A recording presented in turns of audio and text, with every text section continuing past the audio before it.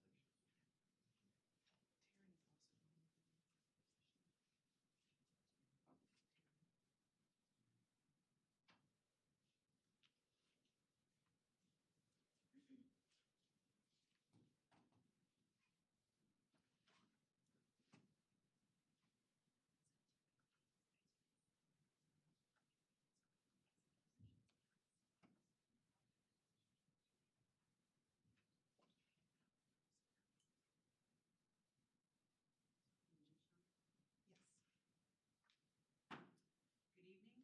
We will call the special city council meeting for Monday, August 26, 2024 to order. We will begin with a land acknowledgement. We would like to acknowledge the federally recognized Muckleshoot Indian Tribe, the ancestral keepers of the land we are gathered on today. We thank them for their immense contributions to our state and local history, culture, economy, and identity as Washingtonians. This meeting will be held both in person and virtually. And if you would all please rise and join in the Pledge of Allegiance. I pledge allegiance to the flag of the United States of America and to the republic for which it stands, one nation, under God, indivisible, with liberty and justice for all. Thank you. Please be seated. And Sean, will you please call roll? Deputy Mayor Brown. Excused. Councilmember Emmer. Here. Councilmember Baldwin. Here. Councilmember Rakes. Here. Councilmember Clinton Taylor. Here. Councilmember Tracy Taylor. Here. Councilmember Trout Manuel. Here. Thank you. All right, we will move to audience participation. This is the place on the agenda where the public is invited to speak to the City Council on any issue. Those wishing to speak are reminded to sign in on the form provided if you are here in person. Sean, do we have anyone online today? No, Your Honor. And do we have any written comments? No, Your Honor. All right, we'll move to in person. Is there anyone in the room that would like to provide public comment today? Is there anyone that would like to provide public comment? All right, we will move on. And first on the agenda this evening is ordinance number 6946, an ordinance granting to New Singular Wireless PCS LLC, a Delaware limited liability company, a franchise for small wireless facilities telecommunications. Is there a motion? Councilmember Tracy Taylor. I move to move forward ordinance 6946. Thank you. Is there a second? Councilmember Clinton Taylor. I second that. Thank you. Councilmember Tracy Taylor. Thank you, Mayor. This ordinance would allow New Singular Wireless PCS LLC to continue to operate existing small wireless telecommunication facilities in the public ways within the city limits. New Singular provides telecommunication services that includes, but not limited to, personal wireless and data communication services. Thank you. Are there any questions or comments from council? All those in favor of ordinance number 6946, please say aye. Aye. All opposed, please say no. Ordinance 6946 passes. Moving to resolutions, resolution number 5783, a resolution authorizing the mayor to sign a fourth amendment to an agreement between the City of Auburn and Totem Logistics, Inc. related to garbage, waste, and cleanup services. Is there a motion?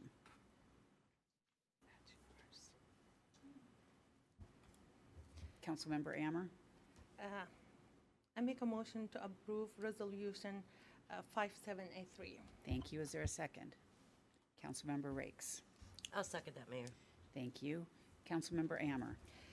There is more than 24,000 pounds of trash and debris and other garbage had been removed from the street and park in Auburn every month. So under this contract, we be ensured this work will remain funded as we showing we are care about health and safety of our city. Thank you. Are there any questions or comments? All those in favor of resolution number 5783, please say aye. Aye. All opposed, please say no. Resolution number 5783 passes. And we are going to move to executive session.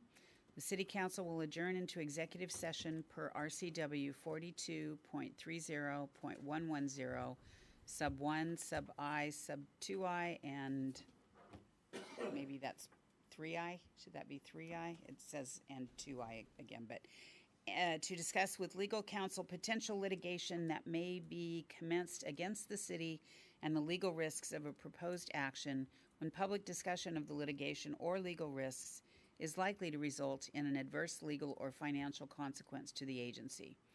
The length of time for the executive session is 15 minutes, so we will resume the meeting at 5:20. And in addition to myself and the City Council, Deputy City Attorney Paul Byrne, Senior Attorney Taryn Jones. Jason, are you coming in too? City Attorney Jason Whalen, Public Works Director Ingrid Gaub, and Right-of-Way Specialist Amber Olds will be required to attend. We will adjourn into executive session.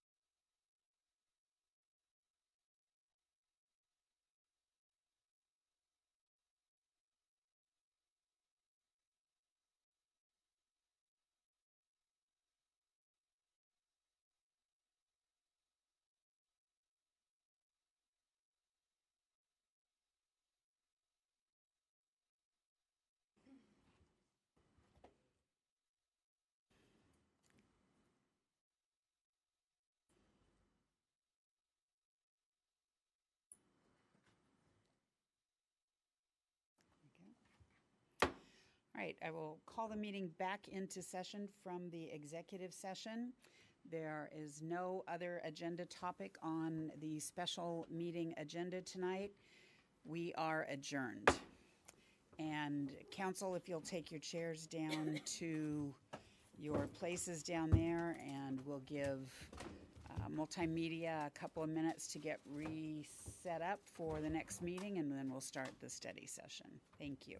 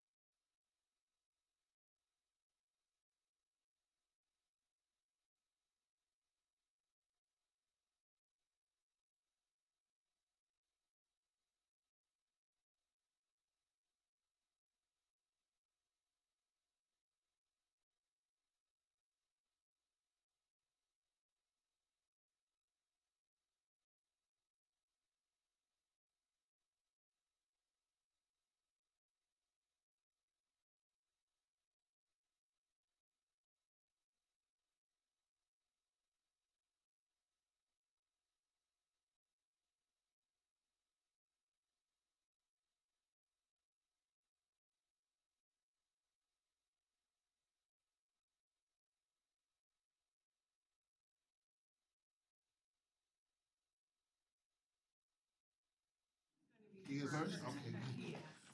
No, but that ain't what, that ain't what the agenda. I was looking at the agenda.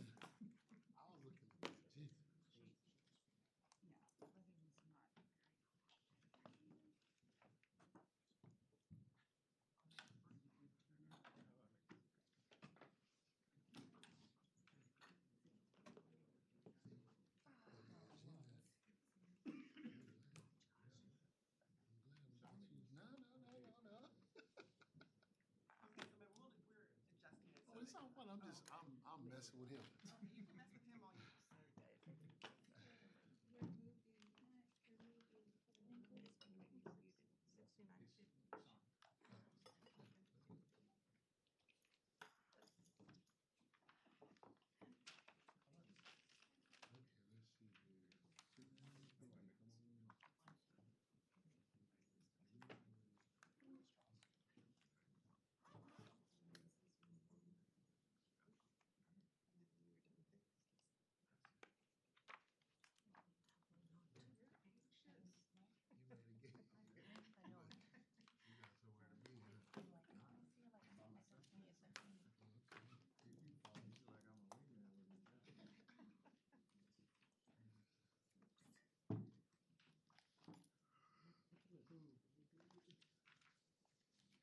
Sean, do we need to start, or do we need to wait until 5:30? Still can. We got 7 minutes.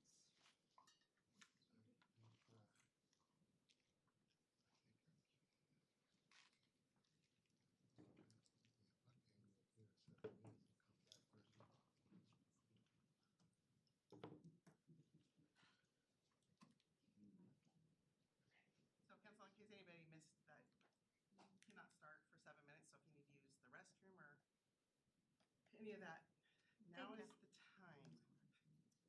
Thank you. I've also asked Sean to give me hands up when 2 hours has gone in, we've gone into study session. So if anybody has to go before the 2 hours, just go ahead and stand up and just walk out. So that way we don't have to stop our meetings at all. So just be kindly and quietly walk out the room.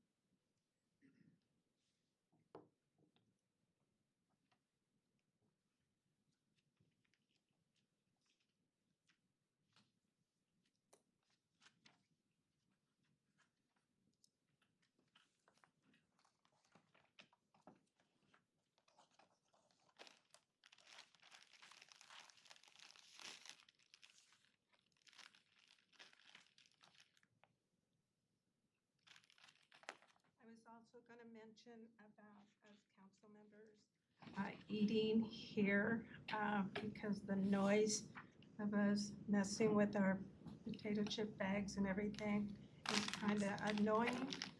And we have had some comments about being professional while we're at our meetings.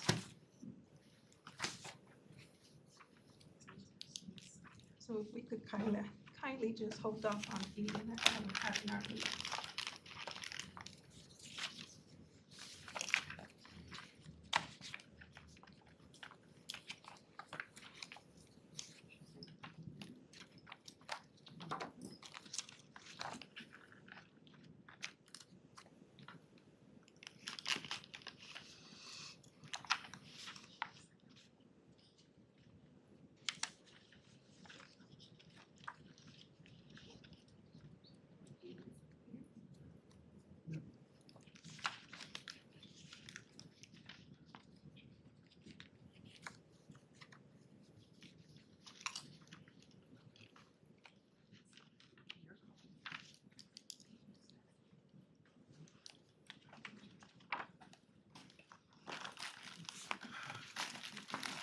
Dinner, bro.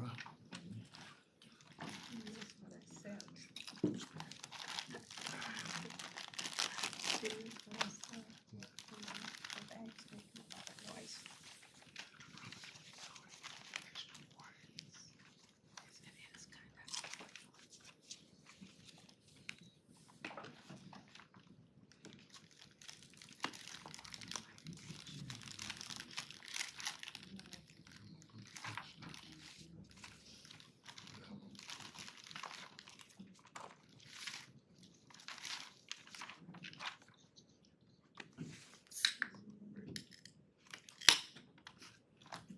Okay.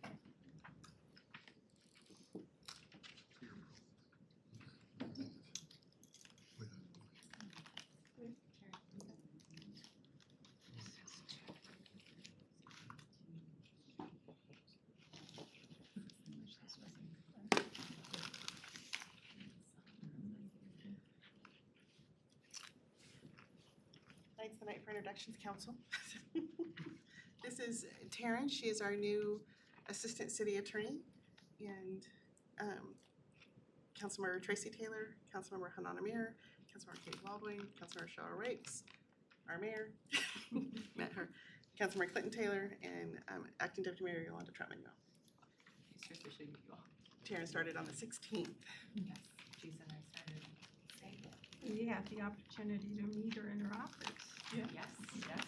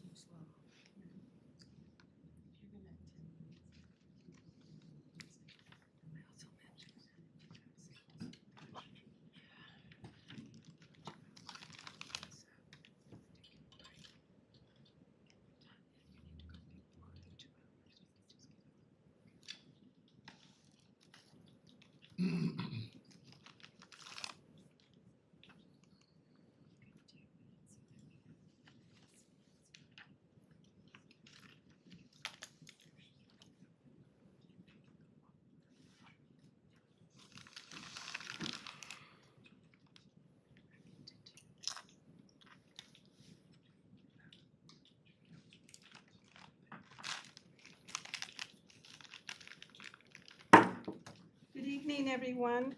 Welcome to the Auburn Study Session meeting for Monday, August 26, 2024. To order. Tonight's study session meeting will be held both in person and virtually. Sean, will you call roll call? Councilmember Brown, Excuse? Councilmember Emmer, Here. Councilmember Baldwin, Here. Councilmember Rakes, Here. Councilmember Clinton Taylor, Here. Councilmember Tracy Taylor, Here. Councilmember Trot Manuel. Here. Sean, do we have any agenda modifications this evening? No, Chair. Thank you. We have no announcements, reports, or presentations on tonight's agenda. So we are moving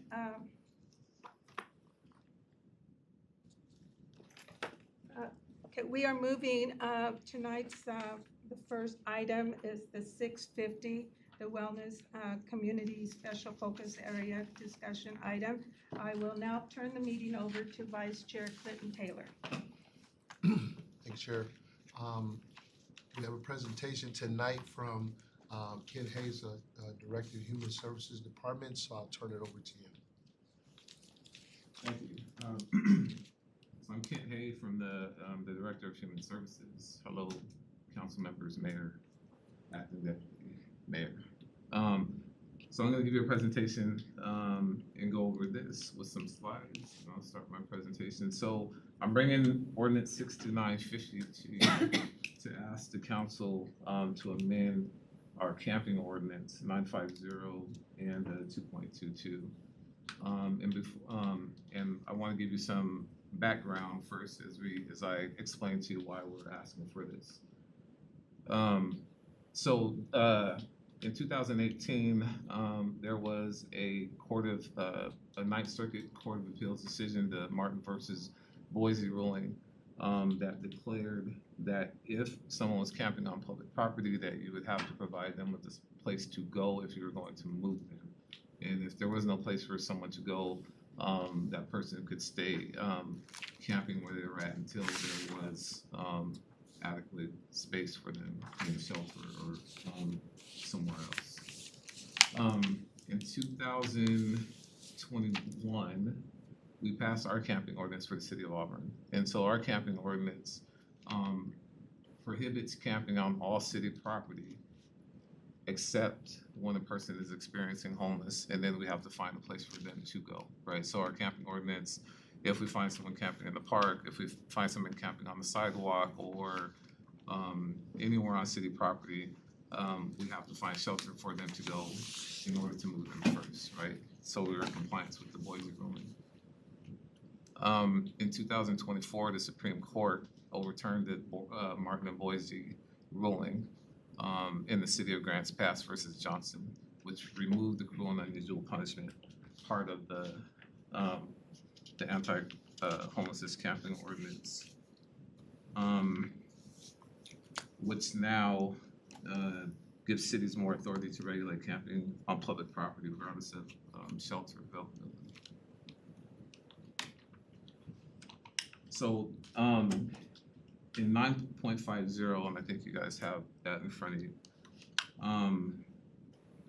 the city is asking to amend our camping ordinance for the purpose to regulate camping on city property, protect parks, infrastructure, and sensitive environmental areas, ensuring their proper use and maintenance of those lands and facilities. And some city property includes all lands, facilities owned or managed by the city of Auburn. It prohibits camping in the parks, recreational areas, infrastructure, sensitive environmental area zones, and those areas that are designated for specific use and have time constraints. And this, and also, even we'd still be offering the same services for folks when we contact them in those areas. And just, I know it's not on the slide, but I want to explain kind of too when I talk about camping and time. There are certain areas in the parks where we have people setting up sometimes in our I know I was gonna forget, cemeteries, where we're trying to mow and we have to place the camping ordinance. We can't get those folks out And then we get the complaints about people sleeping on top of their loved ones that are in those cemetery areas and trying to find a place for those folks to go. And if we can't find a place, they're staying there for long periods of time. Or people camping in our wetlands and digging into the habitat there, cutting down the trees, things like that. And so kind of degrading the land and the wildlife. Let's see. And so it doesn't affect the areas where camping is permitted, such as Game Farm Wilderness Park, where there is permitted camping in those areas, so it doesn't do anything to deal with those areas. So some of the environmental concerns, like I was saying, is environmental degradation, wildlife disruption, fire hazards, water quality concerns, public health risks, right? So accumulation of waste and lack of sanitation can attract pests and contribute to the spread of disease, posing risks to both the environment and the broader community. Just recently, we have a lot of fire hazards where we are constantly going down and people are burning in the summertime and still lighting fires. And so we have those fire hazards, especially close to homes, under bridges, close to apartment complexes. And so it does put a strain on those areas. And then the wildlife disruption. And I'll just give you an example in Brandon Park, when we had a whole bunch of people camping on the trail there, you never saw animals. And so once we were able to deal with that area, it was amazing that we had citizens who were taking pictures, sending pictures of deers that they haven't seen in years, right? Because we were able to try to get those wetlands back to what they were supposed to be. Again, with infrastructure protection, so blocking access to infrastructures, erosion of public spaces. Some of the stuff that I am saying here is just going to be kind of over and over. It's the same issues with infrastructure and environmental. One of the things at Les Gulf Park, we have some folks who tie tarps to some of our buildings that people are renting out for that weekend. And then we have to, put the camping ordinance down, and then those folks who are trying to enjoy the parks aren't able to enjoy because we have to, even if we find shelter for them and they're not willing to go, we still have to provide them before the time there before we can move them. And so it gets in the way of people trying to enjoy the parks and the facilities that they're supposed to be used for. Again, public health and safety, impact of transportation systems, people on the sidewalks close to the bus stops. People are scared to go to the bus stops and wait for the buses. So, and it is sad that you'll see some buses just drive by and leave seniors stranded there because people don't want to wait inside the bus structure or be close because people are sleeping in the bus structures or next to them or using next to the bus structures or have a tent set up. And then again, we have to provide that time for those folks to move. And so there's some time restraints with that.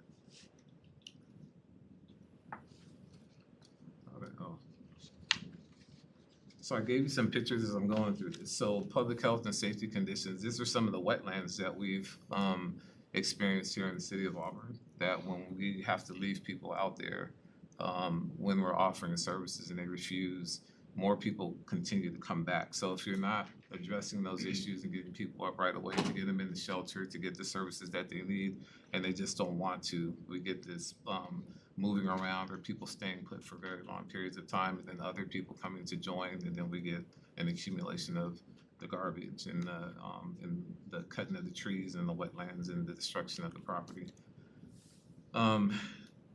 I know with the needles, they're making a comeback, but we have a lot of foil out there now. So there's a lot of foil that's on the ground that doesn't,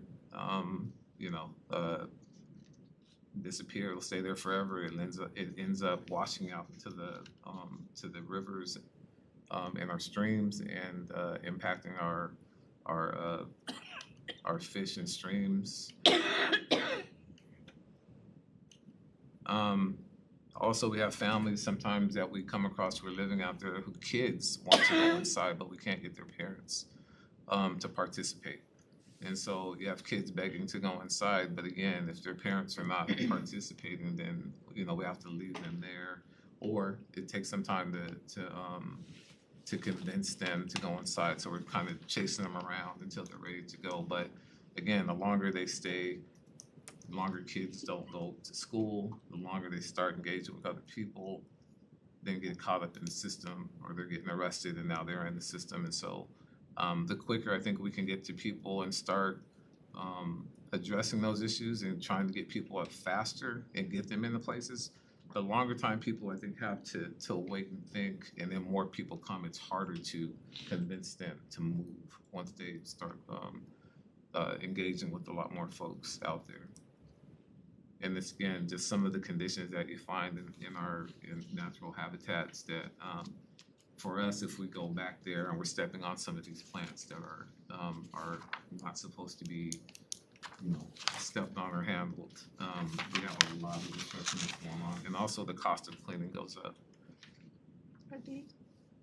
Are these the same ones that It is. I wrote with you? It is. Wow. So these are back some time ago, but this is just a picture of how bad it gets, and how much money it does cost to go back there. Because when you have folks who set up camp back here, when we have to go and clean up, we can't drive back into those areas because you cannot the law says that you cannot trample on some of those bushes and wetlands with transportation. So when we have to pay for that, we pay extra money for people to have to go on foot and bring all that stuff out. And then again, just some visuals of the conditions that go out there. Any questions? Council, any questions? Councilmember Rakes? Thank you for the presentation. I know that we have the only men's shelter in South King County, is that right?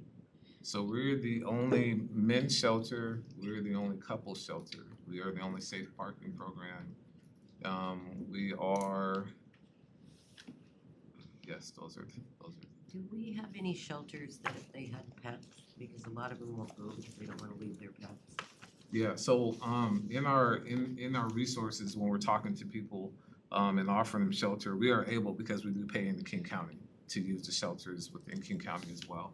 And so there are places that we try to get people into that take animals. So the Salvation Army has a facility in Seattle where they do take animals. Also, we partner with the Nomad Pet Fostering as well, so they can foster those animals while we work on them getting into shelter and then work on their housing. So we try to take away all those barriers. Councilmember Vaughn? Auburn?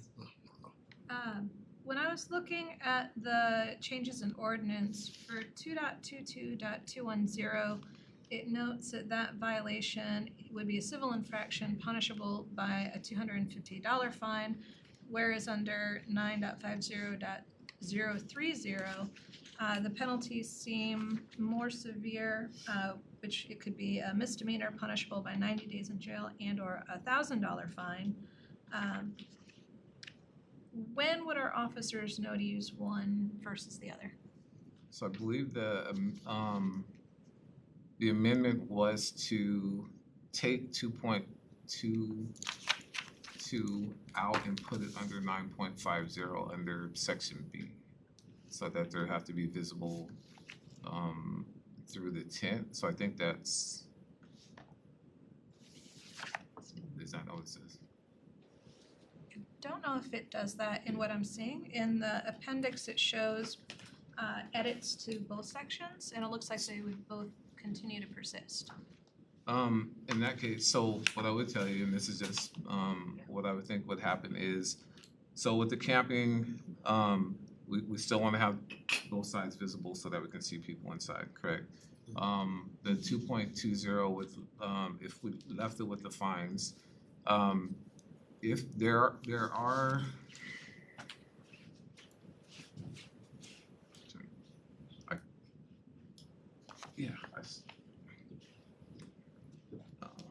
sorry, give me a second.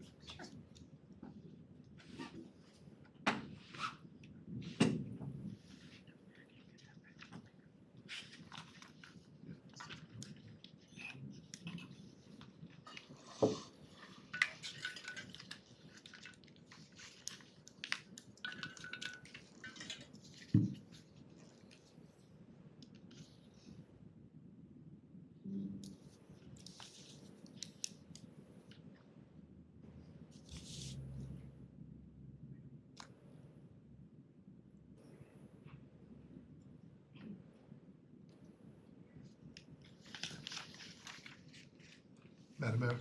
Thank you. And not having the entire portion of the city code up, if you'll notice, it's violation of this section for 2.22 and violation of this section for 9.50. So it could be that there are two separate scenarios that are in place. I don't have the full Well, ordinance that's up what I right now. was going to go off with scenarios as well. Yeah, if that's something that legal needs to look into, I would feel better having clarity around when we would use one versus the other, or if we feel like they're duplicative, if we need to go with one or the other. Because when I read through it, it was not immediately clear to me what we would use as sort of the differentiator for our officers, and our officers need to have really clear guidance on what to enforce and when to enforce, right? So that was one question that I had. And then I have another if there aren't any other questions. Any more questions, council? She's got- She can do hers. Go ahead, Councilmember Riggs, go ahead. Okay, my question is, we know that there's some that just will never go to housing as much as we want them to go. And so we find them, we know they're probably not gonna pay for it. So what's the ultimate, what could we do if they just refuse to go? So I would, I'm not gonna say never, right? Because I've been here for 4.5 years, and there's people who I've dealt with what I said never, and 4 years later, those folks are seeking housing now. So I don't know if I'd say never. I think sometimes it just takes a long time for people to, and again, some of this is because of the camping ordinance, right? It's because we're making contact with people. People have to get up, they're moving around, and at some point we have to have that discussion of, you can't do this, and we're offering you an alternative to this, and then people are willing to take it. So I've seen people who've been out here.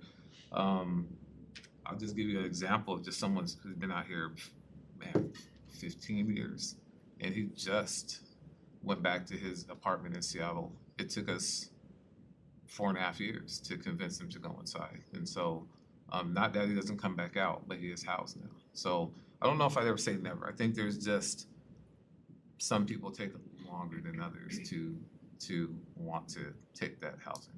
So would they stay out there then? I mean, if, Well, I mean, we're always gonna chase people around. I mean, there's just Yeah. people who are never ready, and they're gonna move around the city of Auburn like I've been doing for 4.5 years. And again, it's about how fast we can make contact and get people up and get people participating. And it's, you only make change when you're uncomfortable, right? If things are comfortable all the time, then you never think about change.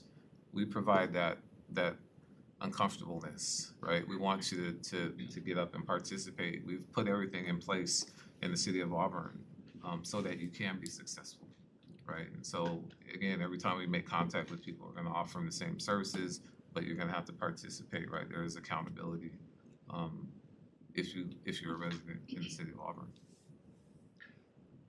Councilmember Troutman. Ken, will there ever be a time when enough is enough? I know they don't want to, but will there ever be a time that we have to say, we keep coming to you with all these services and I can give you some scenarios where, enough, rock bottom is not a thing for some folks. I think when you overdose so many times, and death is not the bottom. There's no bottom. And so what I would tell you though is, when we make contact with people and they're in places they're not supposed to be, or they're trespassed and they get arrested, Score Jail is very good at, some people just need a timeout sometimes, right? So that you can have that conversation. And you'd be amazed how many people reach out to us once they're in jail, they're clean and sober, and now they want to help, and we can help from here and connect them so that they don't exit back to the street and come inside. So when I say never, everybody has a different path. So sometimes jail, sometimes people are ready, sometimes it's the hospital. It just all depends on the situation and the time. Any more questions? Councilmember Baldwin. Thanks. So I think, all of the challenges that you laid out are accurate, right? You can't deny it. You can see it very easily. And I think that, it's certainly honest to do something about that. I am curious for the folks who would be impacted by these changes, so those people who are currently homeless or unhoused, do you have a sense of how many people would potentially be impacted by this change? Because when we talk about, getting them out of our parks and off of our city property, that means either they're going into our shelters or they're going into our jail, or maybe they're just going away altogether. So from a capacity, first part, how many people do we think are affected? Second part, are we at capacity within our current shelter system? Or do we have room in those facilities to accept those folks coming in? And or for SCORE, what would the cost be for us as a city for putting someone in jail for up to 90 days? So if we're moving those people from the street into SCORE and we have to pay for that, what's that cost gonna look like to us as well? So let me give you some numbers real quick, because I was anticipating some questions from you. So in 2020, when I got here, right, we housed 12 people. In 2021, I housed 36 people. In 2022, I housed 29 people when I got help, right? When we got Drew on board and Patty on board. So in 2023, we housed 91 people. In 2024, we've already housed 129 people, right? In our clean and sober housing program, we have 34 people. In Don's place, our health through housing, which supports up to 90 people, that's almost full, right? We get the majority of those units, the city of Auburn. So we get, I think, 80% of those units. In our shelter, we have seen 418 new people this year. And since the opening of the raid, there's been 184 active, people coming back, the same folks for the most part. And we can hold about 60 people in overnight shelter, depending how we space them apart. Our outreach workers, so Patty, Christina, Drew, myself, we house people pretty quick. And so we try to get the shelter turned over. So we made a lot of space. We have a lot of new people, and that's the issue, right, is we've housed most of our Auburn residents. These are people who are coming from other places that we are providing shelter for. So when we talk about how much it costs at jail to keep somebody, I'm not sure, because one of the things we also do go to court and we ask for balance spends where people go to jail, and we ask for them to go to treatment so they don't stay in jail the whole 90 days. They might exit to treatment and then out to one of our clean and sober housing programs or into housing. So I can look into that for you about what it looks like for 90 days to house someone in SCORE jail, but we try our best not to. Most people, like I said, when they get in there and they get clean and sober, they do reach out, and we try to get those folks out with the help of the judge and their attorneys. And then, do you have a sense of how many people would be in violation right now? And when you say violation, like of the proposed changes. So it's not in place yet, but if this became effective in 30 days, do you know how many people, roughly from your experience in the outreach that's happening, do you have a head count for what that might look like? So on our, I don't have a head count, but I can tell you that we continuously go out to the same spots. And like I said, the majority of the people that are from the city of Auburn who have been camping out there for the most part are housed. So we get a lot of new people that show up, and then we just have to explain the camping ordinance. So how many people will be affected, I couldn't tell you. But what I can tell you is the faster you get to those people, and the faster you can get them up out of that situation and explain to them that the city of Auburn doesn't accept this behavior, but we can help you get to where you need to be at. If you take this help, we can get people into the shelter and out pretty quick. So, go ahead, Councilman. No, go ahead. I had a question, just ballpark figure, if you know, I may not know the exact numbers, but I heard there was some repeat in areas. Just ballpark figure, like what does that cost to clean an area up like that? So that one I just showed you, that picture that I showed you, that when I first got here, there was two areas. So that was one on West Valley Highway. Okay. In the wetlands back there, and then there's another one off of 15th Northeast. And so both of those cost us close to, so the highest bid I think was close to $1 million, and then I think we got the lower amount, and it was is it close to 500,000? Somewhere For a around there. one-time cleanup? For a one-time cleanup in those two areas. It costs a lot of money because again, you can't just drive in there, Right. and pull things out and run over everything. You have to go in by hand and pull everything out by hand. I'm sorry. Councilmember Chapman. Piggyback on what Councilmember Baldwin was asking about the numbers of people that are affected or not complying. How many of those that don't comply has to do with money? Or do they have income coming in that they're afraid they won't be able to pay? How many of those are affected with that? So we partner with the King County Regional Homeless Authority, so we use the Homelessness Management Information System, HMIS. So we nominate a lot of people for housing. And so if those people get picked, usually those housing opportunities are 30% of your income or less, right? So if you have no income, it's zero income, right? And then there are people who have Social Security disability. We do try to partner with some apartment complexes. Senior housing has some good places sometimes that fit into some people's things. Sometimes we ask people if they're willing to double up, right? Because two incomes are better than one. So whatever it takes, right, to help someone get on Social Security disability, we partner with Orion. So if we need to find placement for work so we can raise your income up a little bit so we can get you into that apartment. And so I would tell you, if you want the help, it's available.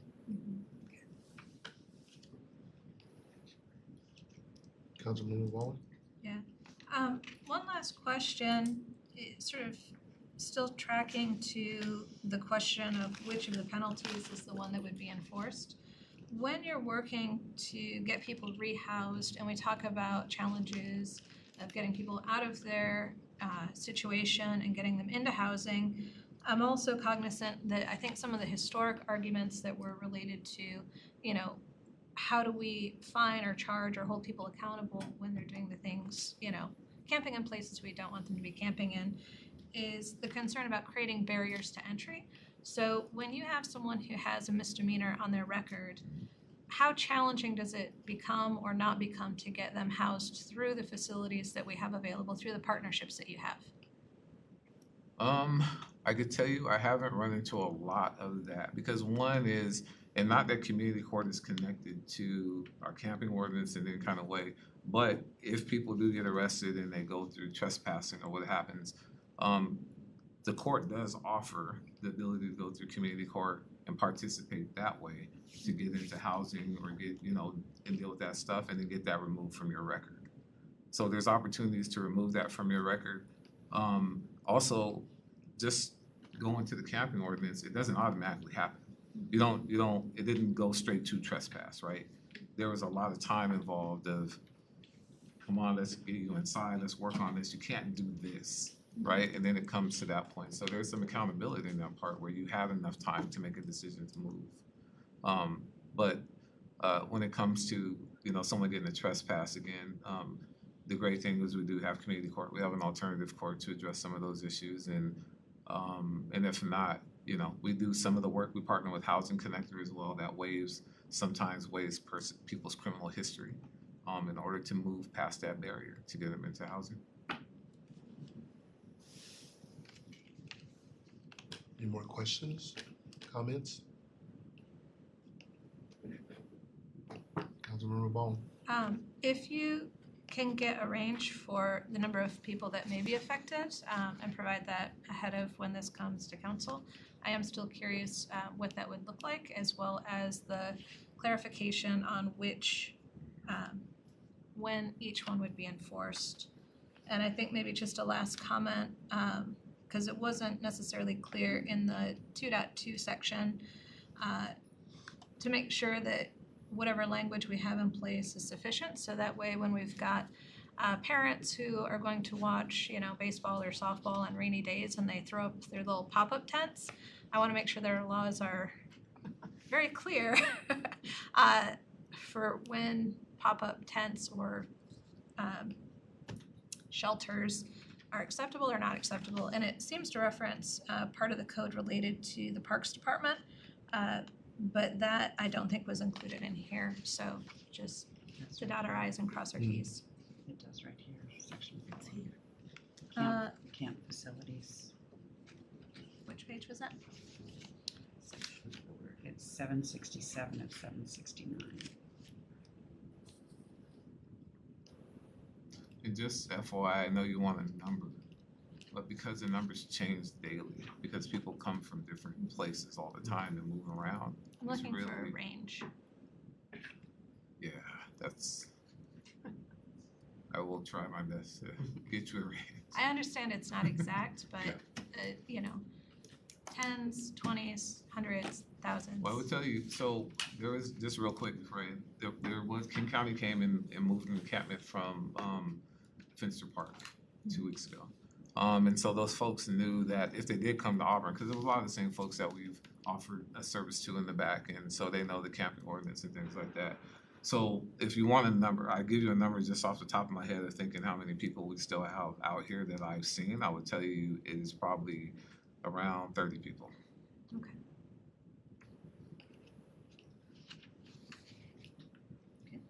Council? Alrighty, thank you so much for the work that you're doing. I know it's not an easy job, but just the work that you've done, the progression that we've seen over the last 4 years. And I know there's still a lot to do, but there's a lot that's already been done. And I appreciate the fact that there are services and resources out there if people want them.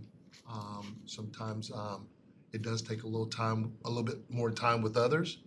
Just from my own personal experience of working in this field for years too, I know sometimes it takes multiple touch points, as we say, to get them to come in. So thank you for the work that you and your team are doing. This time I'll turn it back over to the chair. Thank you. Great The Deputy Mayor, report. I'm sorry. Okay, now we're going to go back to our regular agenda items. And the first item on the agenda for council discussion is the comprehensive storm draining plan provided by, and I'll let you guys introduce yourselves. Ingrid. So Tim Carla, who is our storm drainage engineer, and Michael Murray, who is our associate storm drainage engineer, is going to talk to you about our update to our storm comprehensive plan. So it's a fairly significant document in your packet, and we're going to try to walk through that detail with you and answer any questions that you have for that. It will come back to council for final approval later this year with the rest of the comp plan. Thank you, go ahead. Great, thank you. Good evening, Council and Mayor. I'm Tim Carla, the City Storm Drainage Engineer.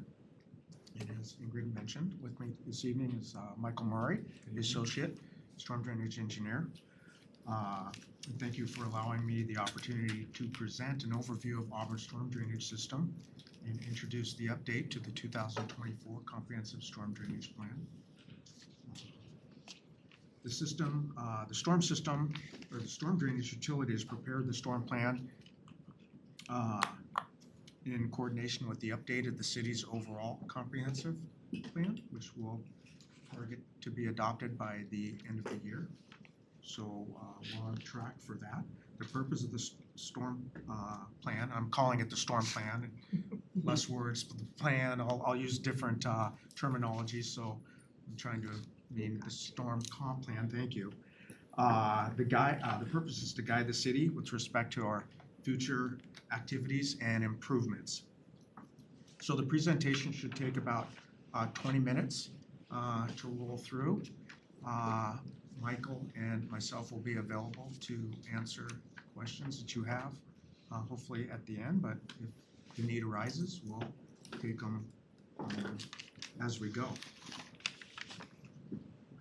So the city's overall comprehensive plan includes the 10 elements on this slide, one of which is the utilities element. And the utilities element includes the franchise utilities such as gas, power, telecommunications, as well as the city's utilities of water, sanitary sewer, and storm drainage systems. So to recap some of the milestones of where we've been in this journey, Back in May of 2023, we presented the goals and policies to the City Council, and the plan was presented to the Planning Commission May 4th of this year, with the public hearing May 18th. Following the hearing, the Planning Commission recommended approval of the comprehensive plan.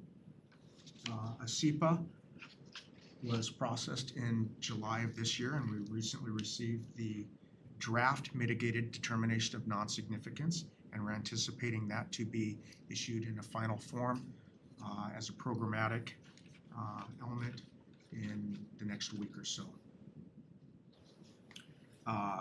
Unlike the other systems plan, there's no outside agency review required for the storm plan.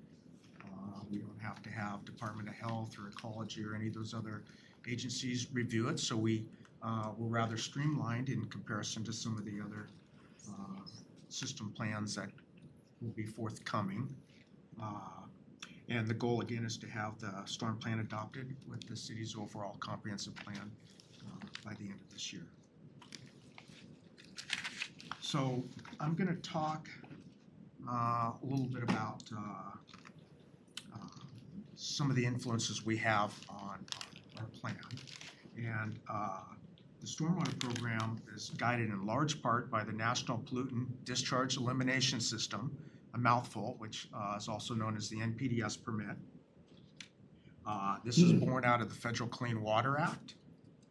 And the NPDES is a city-issued permit that allows the discharges from our municipal system to waters of the state, so long as its onerous requirements are met. And the agenda packet had hundreds of pages of the permit and the attachments and associated with that. And if you looked through all that, I thank you, and if you didn't, I understand. And that really wasn't the purpose, but we wanted to have a complete plan that included as many of the appendices. A few are missing. One is the SEPA, the final SEPA, so that will be included. But we wanted to give you that, and we can thank the state for providing all of that as part of our program. And I'll talk more about that in a few slides. The permit is renewed every 5 years. It was just recently reviewed in August 1st of this year, so it's fresh. We anticipated pretty much everything that was in it, and we're continuing to learn from it. As noted, it's hundreds of pages long. With our consultants and our storm team that we have, we've done our best to anticipate through regional collaboration with other partner agencies and cities and to anticipate that. So essentially 90% of our storm maintenance staff and 50% of our vegetation maintenance staff are doing required permit work. So it's a lot. All new development or redevelopment within the city is held to the standards of the Washington State Department of Ecology issued Stormwater Management Manual for Western Washington. I did not take the liberty of attaching that. It's over 1,200 pages. And that speaks to how, again, new development and redevelopment, the standards that are held to it. Yeah, it's quite a lot. Thank you for holding off, because this was a lot of reading. I'm sure it was, and again, thank you for that. Yeah, one significant element that I did not list on here is in the permit requires water quality retrofits within a targeted subbasin. And we went through this process in 2023, and we selected Olson Creek in the Lay Hill area for our targeted subbasin or basin. And we have several projects identified in that particular basin to address the permit requirements. And we refer to that as the SMAP. So I'll call on that by its acronym. Many acronyms in storm. Maybe more than So a little bit of review of our storm system. The storm utility operates within and to the city limits. So we don't have any franchise agreements or any of that. Everything that we're responsible for is within the city. And excludes the little pockets of King County throughout in a few locations.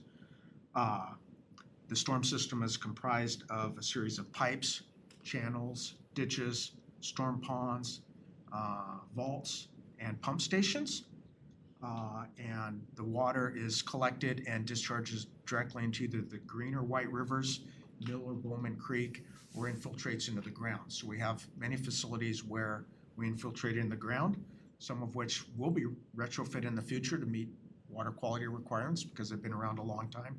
And that's some of the projects that we have in the future. I'm not specifically going to be going over that, but that's targeted to improve water quality discharges to groundwater.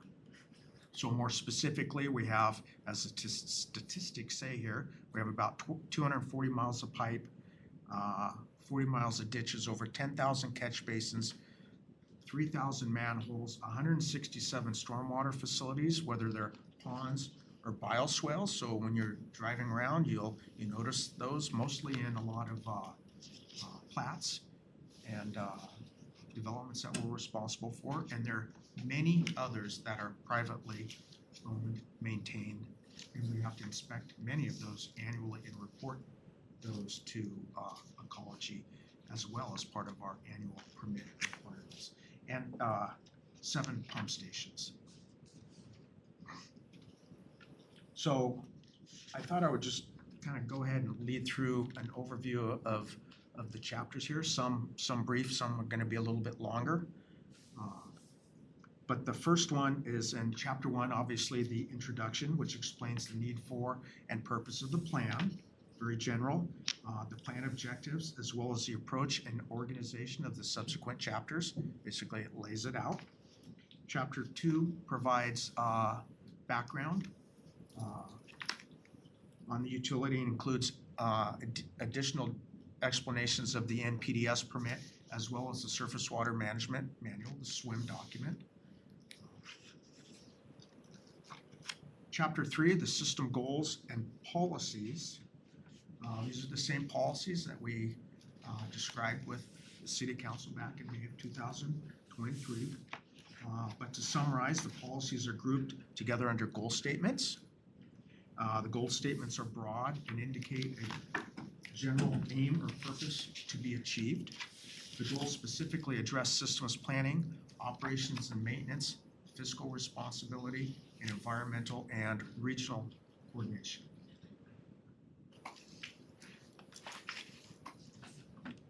So chapter 4 would discuss the existing storm system, a lot of the statistics and whatnot that I just talked about, and including the natural drainage features and water bodies, the geology and geography and groundwater of this city and how that may affect the storm operations. We also discuss the current land use and our system inventory. And one of the biggest changes to this year's plan is in chapter 4, where we discuss the natural climate of Auburn and in particular how ongoing climate change may impact the city's storm utilities operations now and into the future. So more on that right here. So with climate change comes a lot of uncertainty. All of our planning and analysis performed is centered around the projections of future storms and the cost benefit of storm resiliency, our ability to react to those cost-effective in a cost-effective manner. Climate models have been predicting this region will see an increase in the frequency of shorter duration, more intense precipitation events, specifically in the winter and spring months. But they also show that we're not expected to see like, a significant amount more annually. And this is one graph out of many studies that indicate, that there's an upward trend in the annual precipitation really a negligible decrease in the summer precipitation, but things are going to change. And things are changing. We recognize that. So what does this mean for the storm utility? Though there's much to learn from these models, and they're really just predictions, we're going to try to adapt to those as we proceed into this, this discussion and what we have to come. So there'll be situations with intense rainfall where our storm system could be overwhelmed in areas, and that can happen, where the system needs to catch up to be able to drain the water out for these short term, and they should all be really short term.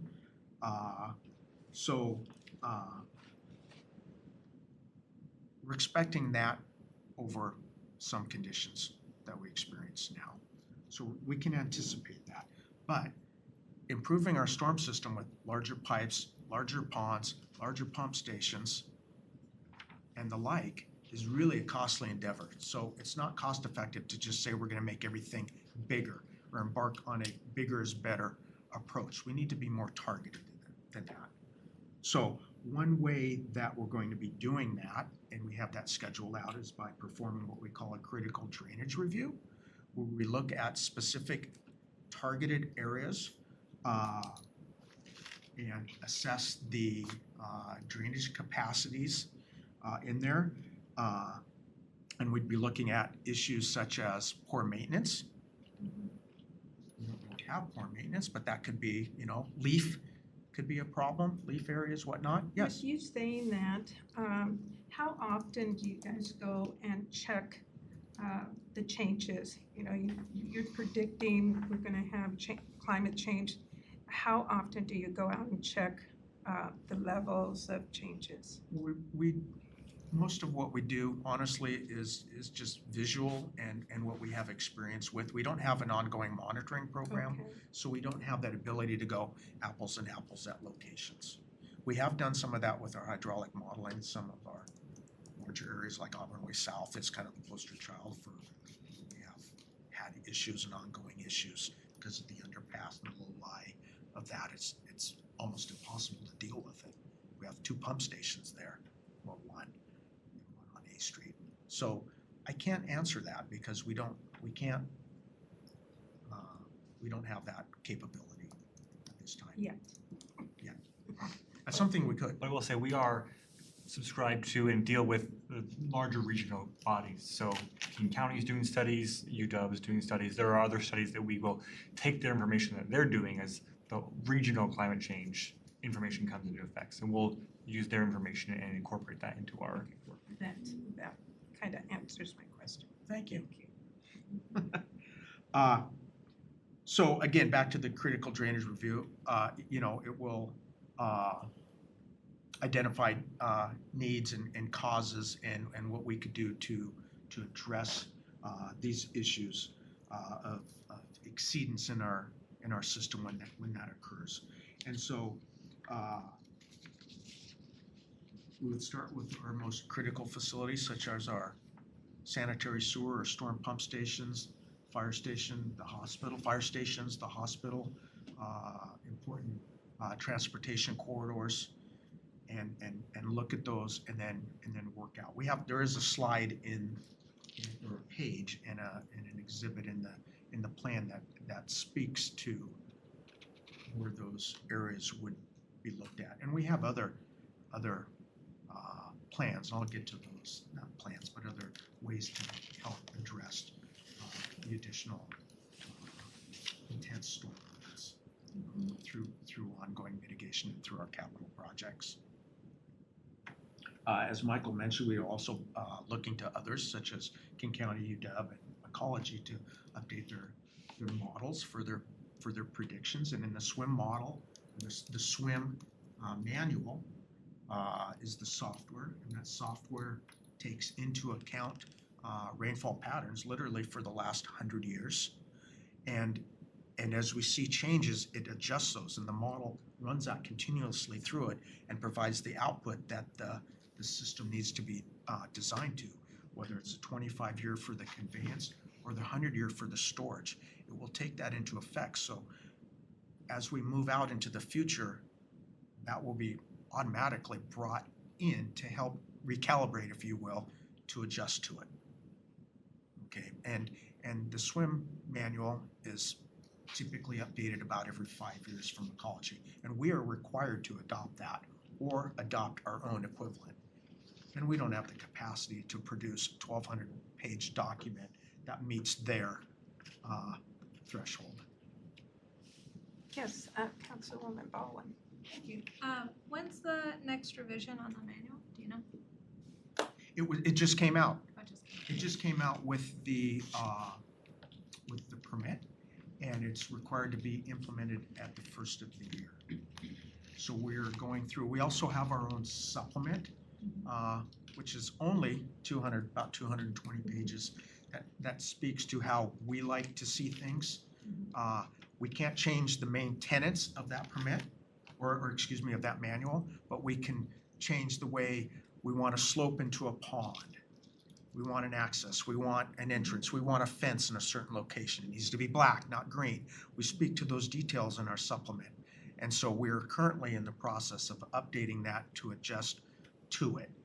Now, I don't believe that the modeling has been adjusted in that to account for what we're seeing. Probably has on the front end a little bit, but not in a detail. So yes, about every 5 years. The last one, 2014, 2019, now it's 2024 to 5. About every 5 years.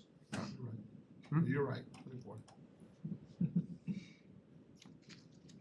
So again, using those models will help ensure, doesn't do everything, but it'll help ensure that we're trying to adjust to those. And again, we're looking at others to help us with those.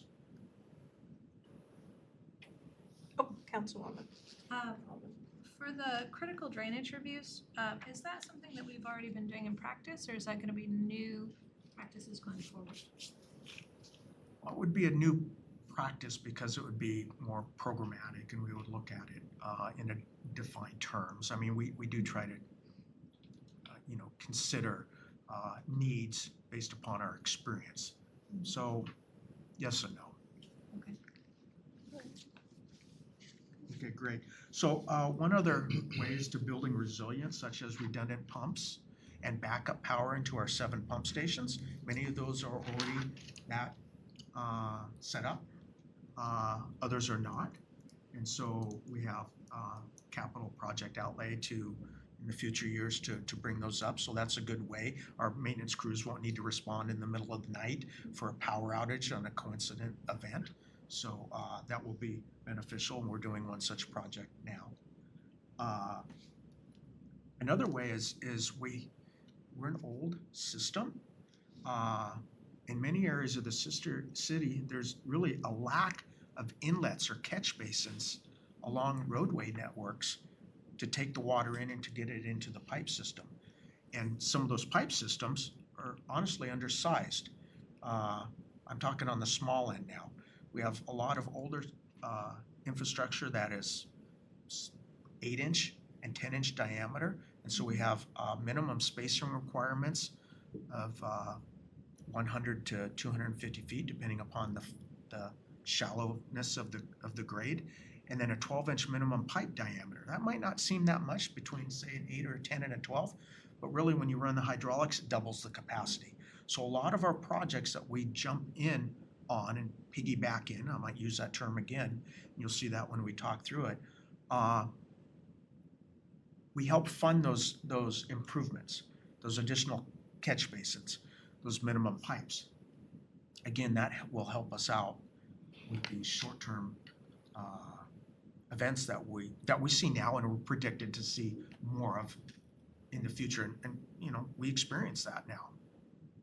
So, and I guess the takeaway is that we cannot prevent all floods or impacts to our system, but we can do our best to prepare, anticipate, and for this increases in the minor seasonal flooding that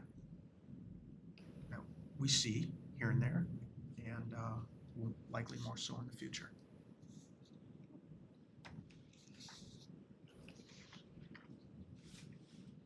So, next, chapter 5, we talk about our hydraulic modeling and report on some of the problems that we've experienced in the past. And for those of you who are been here a while, I've been doing this for a while, we've came a long way. I mean, really a long way. And since the first comprehensive plan in 1991 and the formation of the utility back in the mid-'80s, which really allowed the funding to do this. So we've implemented a lot, and we're whittling things down. And so we're just kind of reaching out and trying to expand our programs into areas that were not the main focus in the past. So we've done some modeling. Our consultants have done modeling, and Chapter 5 reports on that. And some of those projects are more specifically discussed in Chapter 7, and I'll go over those. And we also talk about our overall asset management, which is how we take our data and review our data. We look at its age, its pipe materials, frankly, its criticality, where it's located in the city, and we put that all in and essentially color-code it into high, medium, low categories, where then we can focus our attentions.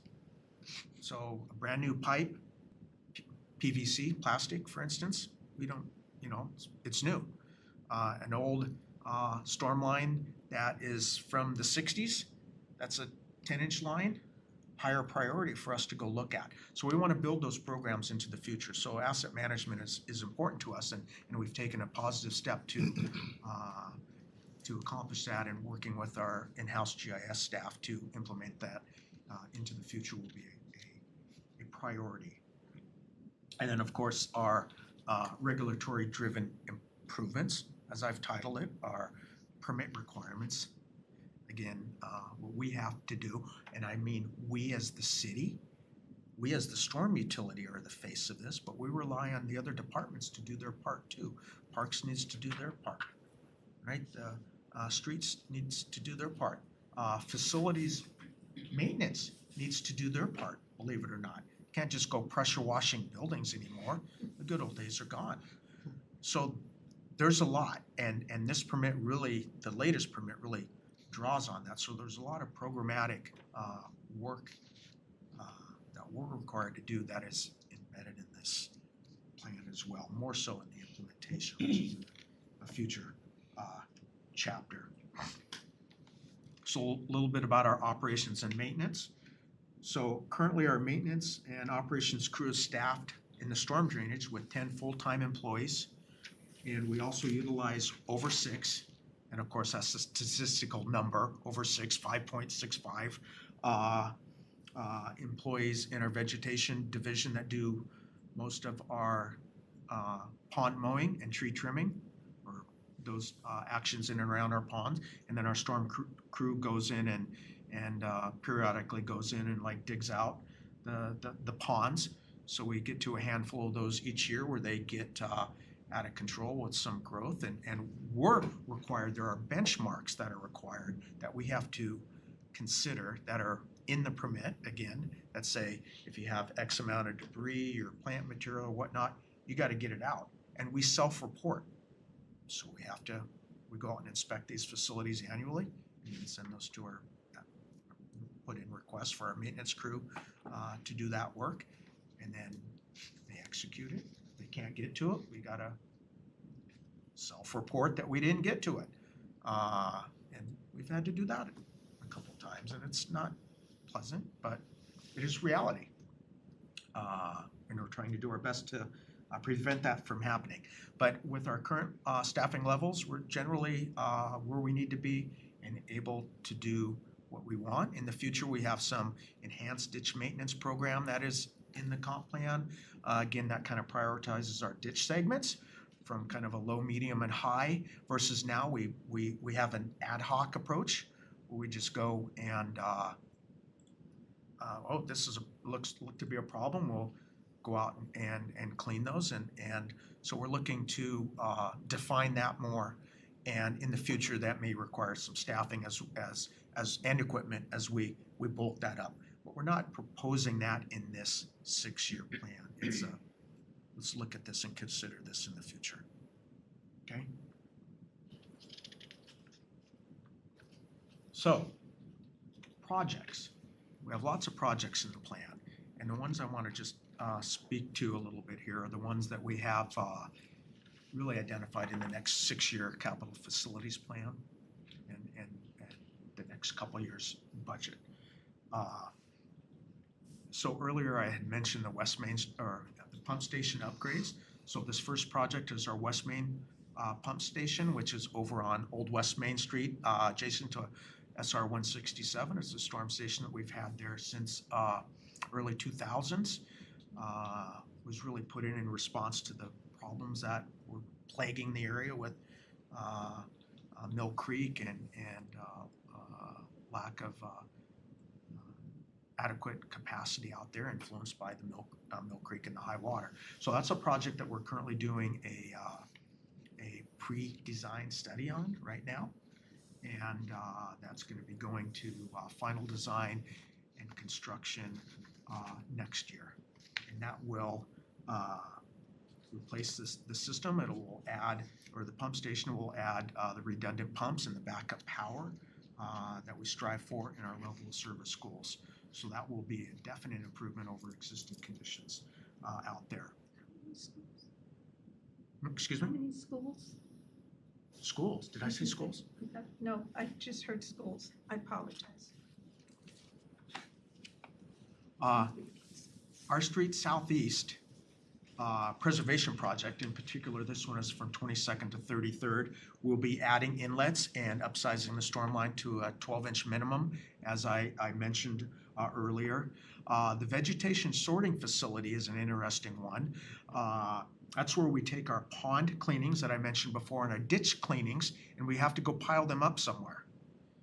And this is a dedicated facility for that versus using other city properties for that purpose. And what that does is it allows those stormwaters to, or the dirt to decant and to drain out, which part of the function of what we pay to dispose of those, because they're hazardous, is contaminated, is by weight and volume. So when things dry out, they tend to lose weight and shrink. So that is an important facility to get a dedicated site for that. The M Street widening again is similar. That's from East Main Street north to about 3rd Street, where we will be adding additional catch basin and inlets. Right now it's almost devoid of that if you were to look at it. And 12-inch minimum lines to help the conveyance in that area. So I mentioned earlier the SMAP, and I'm coming back to that. We had a Special Management Action Plan, ecology requirement. We have 2 projects that are in our 6-year window. We have several more that are further out. But again, focusing on more the near term here. The first is the 287th Street Southeast Water Quality Retrofit, and that's replacing an existing catch basin with a ecology-approved water quality device to provide enhanced treatment for a portion of the roadway there, again draining to Olson Creek. The second is 284th Southeast West. Obviously, there's an east. That's future years out. Water quality retrofit, and that's to what we call biofiltration swales, or that could change to provide flow path for the water to be cleansed before it's discharged to the headwaters of the creek there. And now let's see, the 2026 local preservation for the upcoming project. We have 2 sites.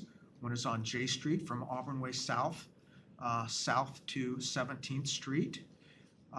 Again, additional inlets and 12-inch pipe. I think it's 8-inch there, maybe 8 or 10. So that'll help that out. And the second site is 4th Street southeast from Auburn Black Diamond Highway east to T Street. Really, there's no storm there, so we'll be tying in to what is there with that project. Now we have a few programs.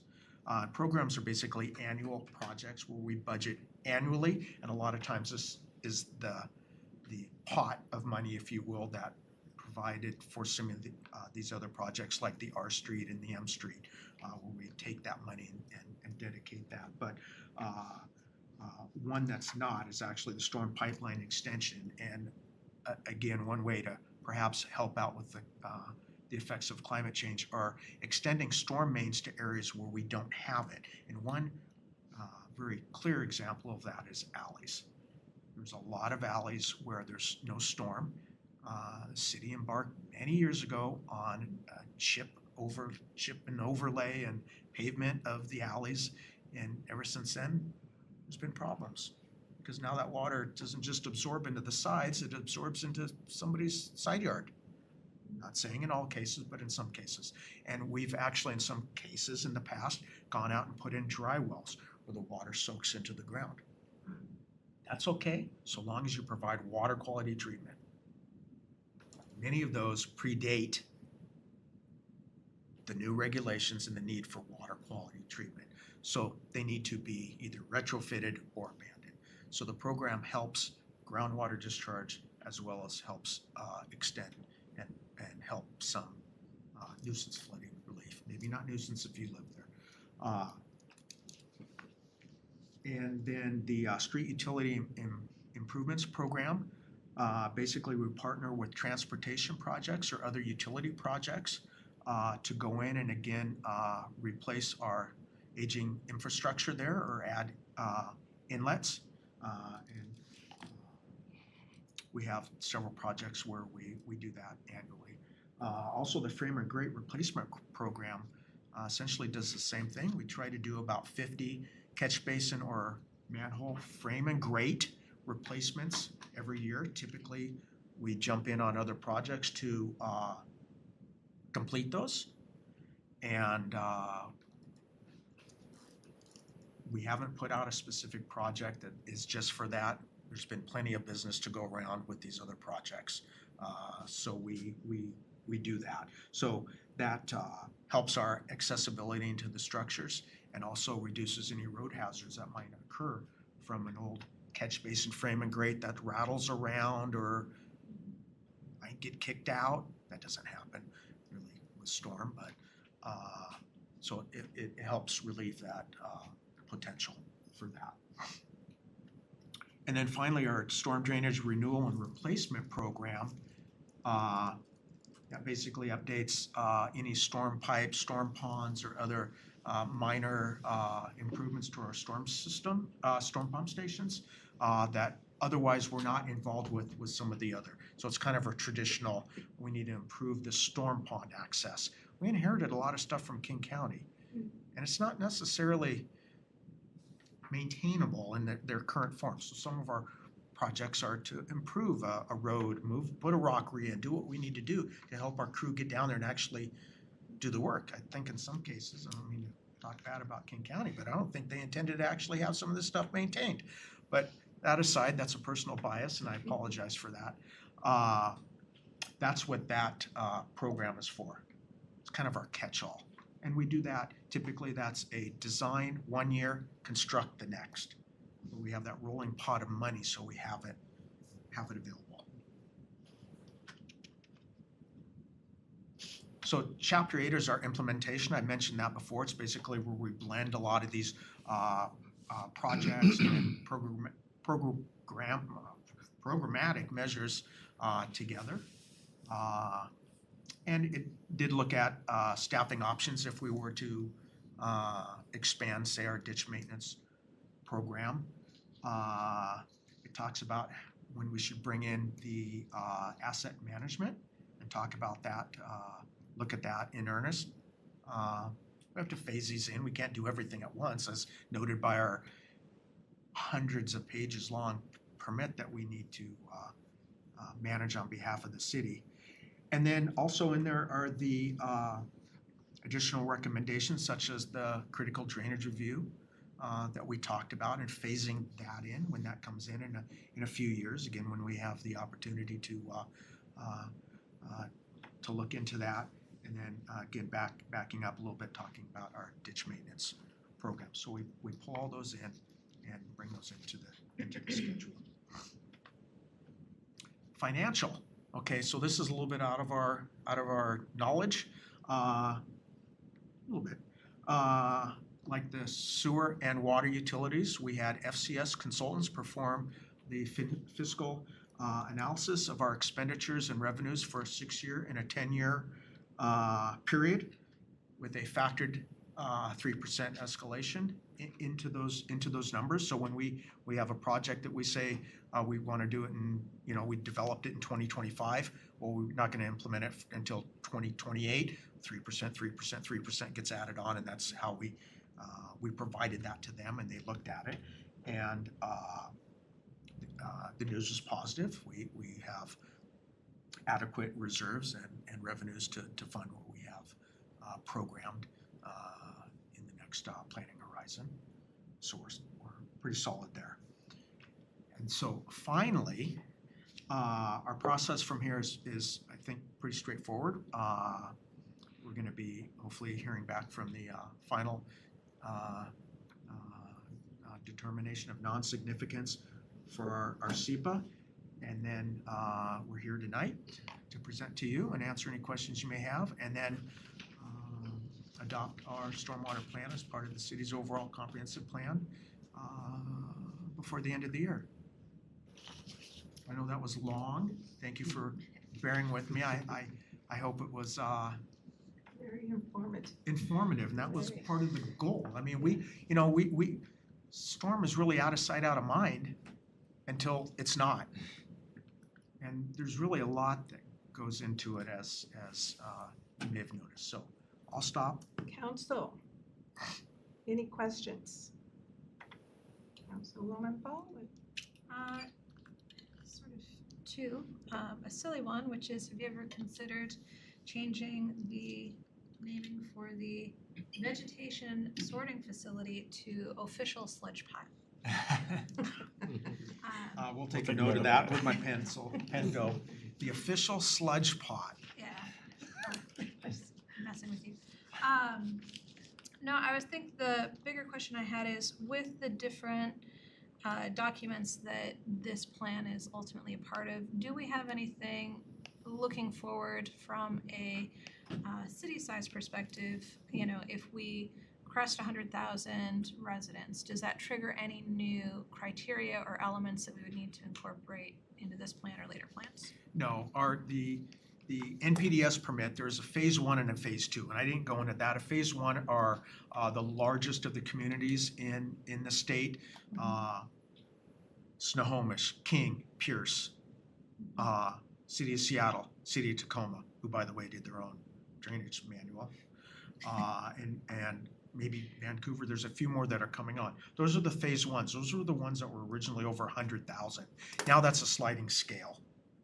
So as we get to 100, we're not going to tip into the phase 1. Typically, phase 1 are the leaders. They're kind of guinea pigs. They're out there first, and so what they do to get through ecology typically trickles down to the phase 2. So no, there's no magic number or anything associated with say that number. Okay. Do you have a question? Go another one. Sure. The other one is in the financial section. It noted that we don't currently have a formal rate stabilization reserve policy. Is that something that comparable cities typically incorporate, or is that, is there any reason we've not looked at that? I don't know. We can follow up after if that helps. Yeah, we could. I can jump in really quick. So that's been discussed in the past with various councils as we've gone through that as to when and where do we bring in that rate stabilization. It is a cost, and it does reflect in the rates and cause increase in rates. And so when you're looking at what do we need to do for improvements for the program, what do we need to do for operational costs, and what do we need to do for rate stabilization, what do we need to do for replacement value for our system, All of those things play into the rates. And so we look at that during the rate study process to determine what do we include and what are those policies that we do in that rate study process. Once we have the comp plan done this year, we will actually move into a rate study for all three of the utilities in 2025, because currently the rates that have been adopted only go through 2025. So by the end of 2025, we'll be adopting a new rate policy or rate study for the next 3 to 4 years for all three of the utilities. Yeah. Did that answer the question? It does. Yeah, I brought it up because in some of the previous rate changes and reviews that we've had, you know, when you look year over year, it never seems that significant. But when you start to look at it and say, okay, well, where were we at maybe 10 years ago or 5 years ago, that annual increase starts to feel a little bit more significant. And so that's why I was curious if that's something that we've considered or looked at, or, you know, I don't know where that fits in the overall scheme of planning, if that's something that we would consider, or, you know, what would the pros or cons be for even considering it, so. And I hear that. For our storm system, I don't know that we've had significantly volatile rate structure to it. In one of the last rate structures that we did, I think 2 structures ago, we actually took a very detailed look at the structure amongst all of our customers to make sure that we had the right rates for our residential customers versus our commercial customers, and trued that up. This last time, we basically did a check on that and showed that we were in the right realm for kind of where everybody was paying for what the services were that they were getting. So I don't know, for storm, I don't know that we need to have a rate stabilization to it, simply because we don't see significant increases. And if you look through that financial plan, you'll see the proposed potential rates to fund that capital side of this program and the operations of the program over the next 10 years is not a significant annual rate increase. That may not be the case for other utilities, but for the storm, it hasn't been to that point where you really see a significant fluctuation in those rate changes. Okay, thank you. Thank you. Director Goff, thank you for sharing that, because I'm on the Regional Water Quality Committee, and we are studying all this right now, and they wanted to compare with cities because they're really promoting to raise the costs. And we're all talking about how our cities are already paying so much. Well, and for the Regional Water Quality Committee and what they're looking at right now, that's more focused on sanitary sewer rates with King County and not so much on the storm drainage side. This is good though for just background, so thank you very much. Thank you. This is massive. Any other question, council? No? Thank you. It was our pleasure. Thank you.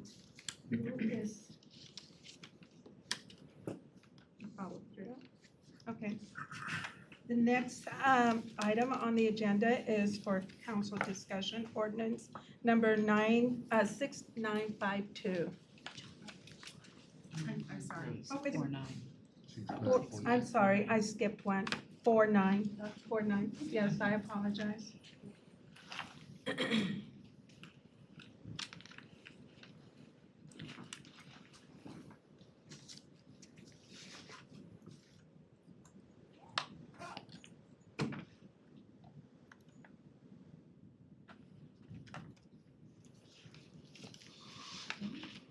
Good evening, council members and Mayor Maffakas. My name is Dinah Reed. I'm senior planner with the Community Development Division, and I'm presenting ordinance number 6949 for potential construction of Stone Creek Apartments. It's a site-specific rezone.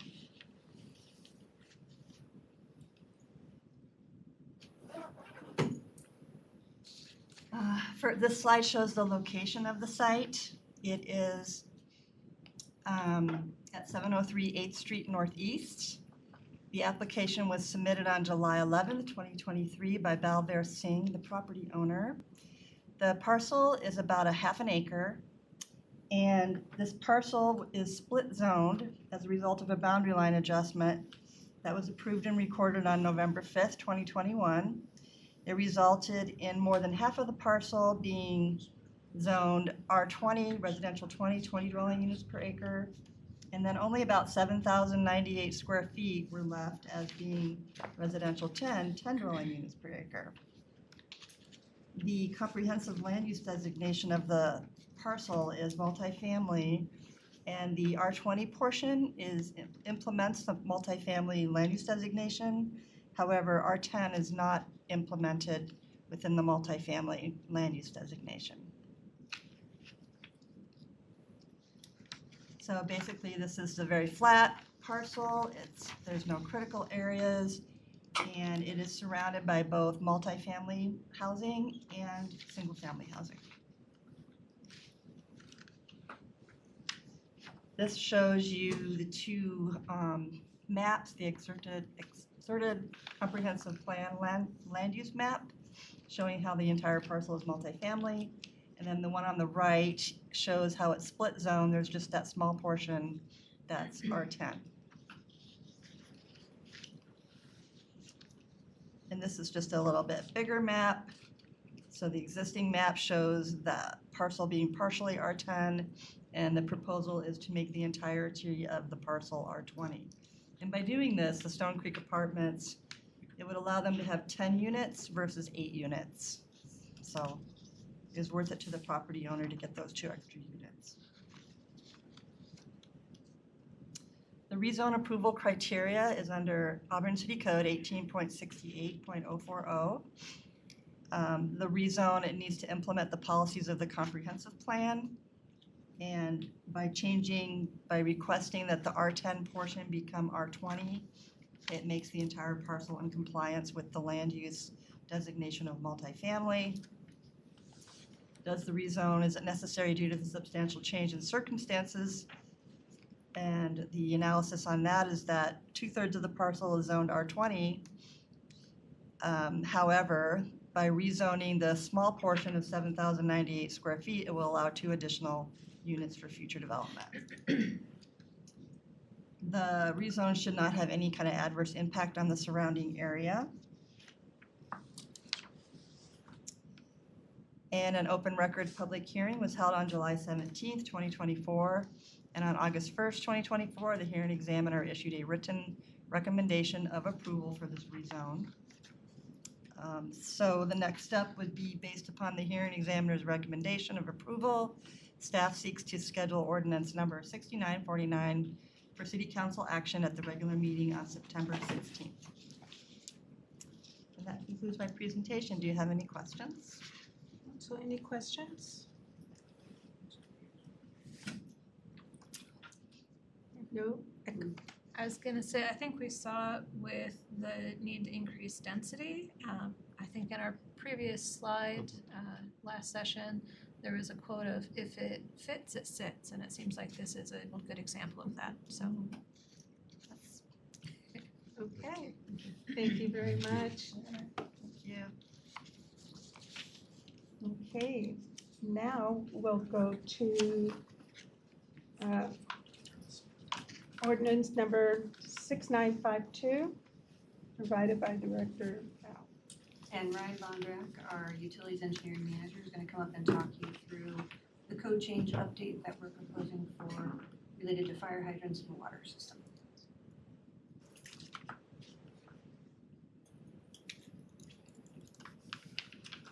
All right. Good evening, Council. For the record, Ryan Bondrak, Utilities Engineering Manager.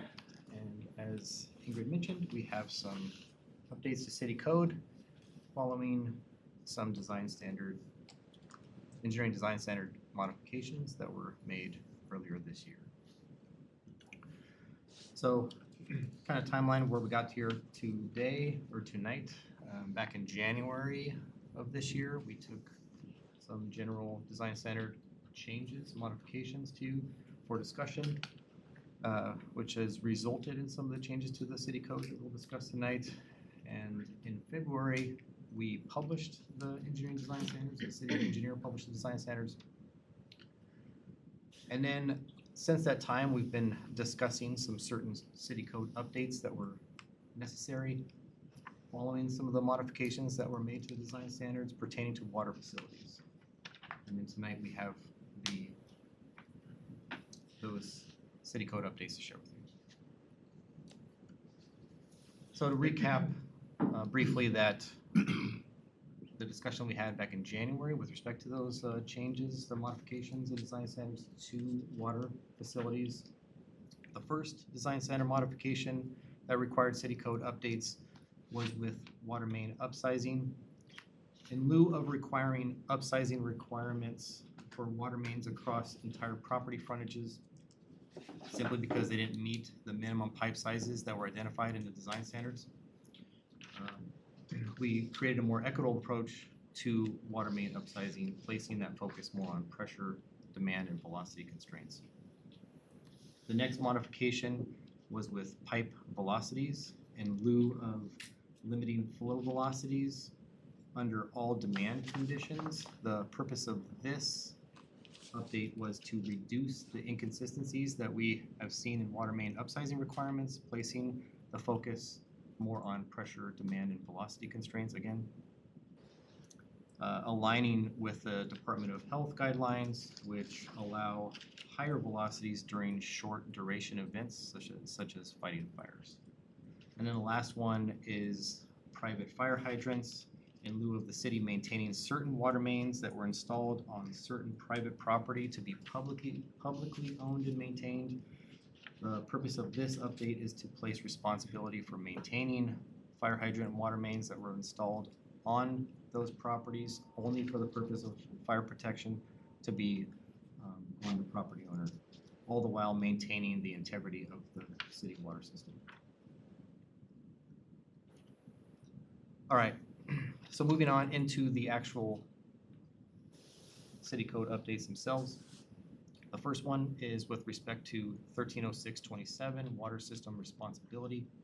The change to this section is necessary to address situations when the city engineer requires a water main to be privately owned and maintained when that water main is installed on that private property for the sole purpose of providing fire protection for that property. It provides additional clarification on water system ownership and maintenance responsibilities for both public and private systems, and indicating private water systems need to comply with the city design standards.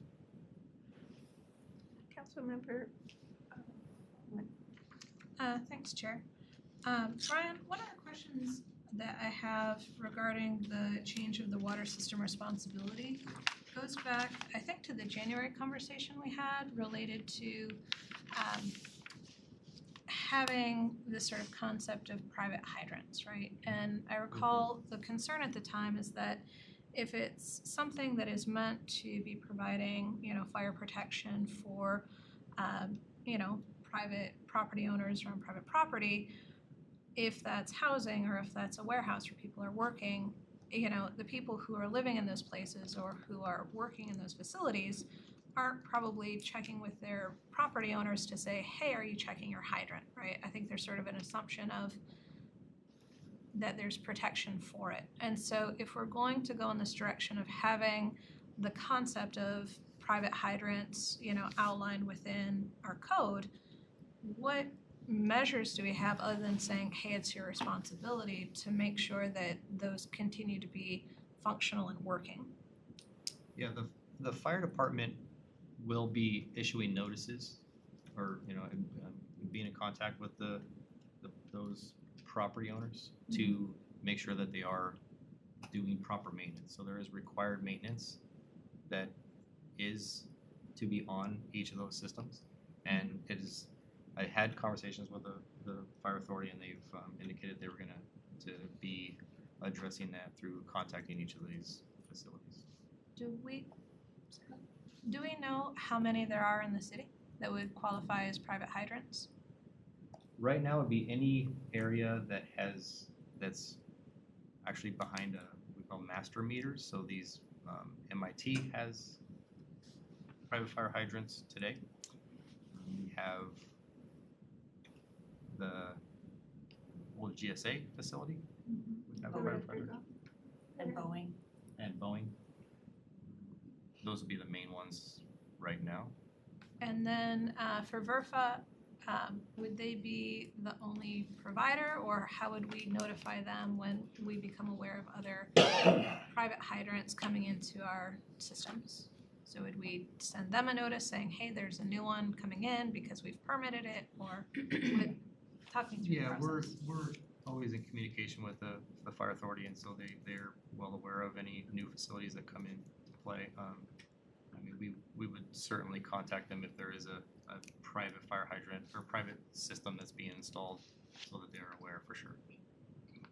Okay, any other questions, council? No?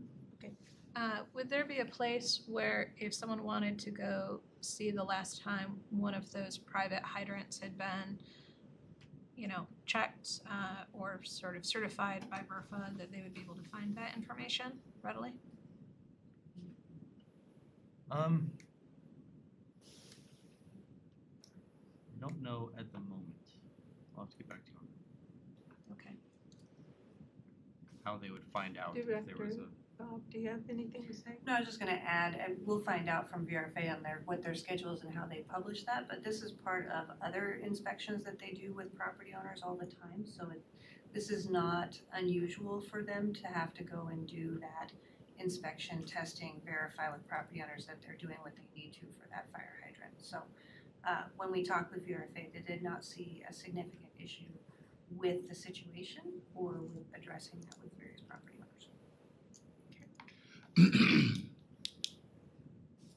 Okay, no further questions, then Okay. thank you. Oh, you still go Still on. going. I Got more, apologize. got Keep more. going. Continuing on, so Continue the on. next section's 130810, it's the chapter purpose. This is was actually removed to provide consistency in the city code. There are other city code sections that don't have chapter purposes, and it's actually not a city code language within it, so contained within it, so we just deleted it. Definitions, 130815, the lone reference to a local improvement district in this section was replaced in this section to make way for a more generalized statement for water main extensions, and so that definition was removed. 130820, supervision and extent. We remove statements that are direct references to the engineering design standards, such as extending water mains across entire property frontages, and then providing more clear intent, directing the reader to the engineering design standards for water main extensions. 130830, main installation, cost liability specifications. We removed the reference to the water comp plan for installing and sizing water mains, as this is something that's in the design standards as well. And then we added a statement on ownership and maintenance requirements for private water mains and fire hydrants. 130840, oversizing. We provided clarity for oversizing water main extensions that are installed by others, and and then provided more clear statements describing under what circumstances the city may pay for the oversizing. 130850, fire hydrants. We removed redundant statements that are listed elsewhere or rephrased elsewhere. For example, actually in the very next code section that I'm gonna bring up, that statement is actually in there. So that section was removed. 130865, fire hydrants, installation or relocation. This section was more of a rewriting for clarity exercise, keeping the focus on water main extensions and directing the reader to the appropriate reference for fire hydrant installations, which is in ACC 1316. And then we also deleted the reference to getting a permit that isn't applicable for this section. 131610, the chapter title, similar to the chapter purpose. This is actually not a code language, and so to align it with other chapters that don't have titles or section titles in them, we deleted it for consistency. 131620, definitions. We removed several definitions that are no longer used in this chapter, and to be consistent with the changes proposed in the sections, we modified definitions of fire hydrants for both public and private. 131630 fire hydrant installation inspection requirements. Here we modified this section title to be clear and more accurate in describing the content of the code language itself. We had some language that was a bit confusing and already in the International Fire Code, so we cleaned it up with simplified statements for testing and inspection requirements and when applying for a permit is applicable. 131650 flush type hydrants. This is something that's in the design standards. The type of fire hydrants that are permitted are actually in the design standards, so this section is deleted.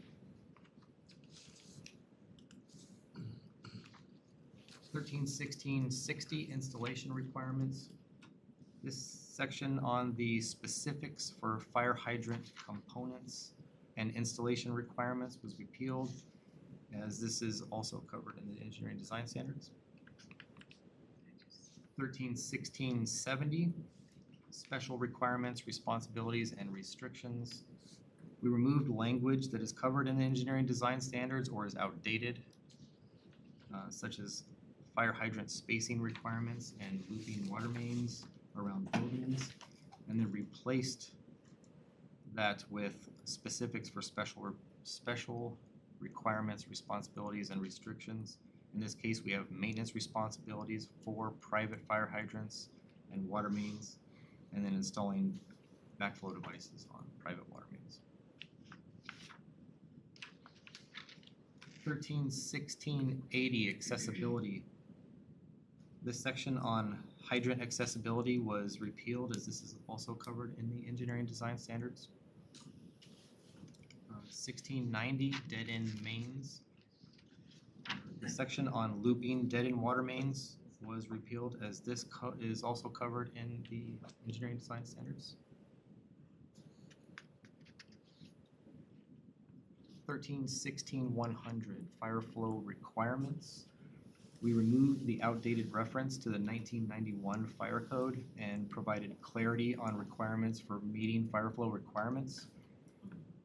They're meeting the fire flow minimums, including adding references to applicable city codes for redevelopment and additional fire flow requirements when sprinklers are required. 1316-122 spacing between hydrants.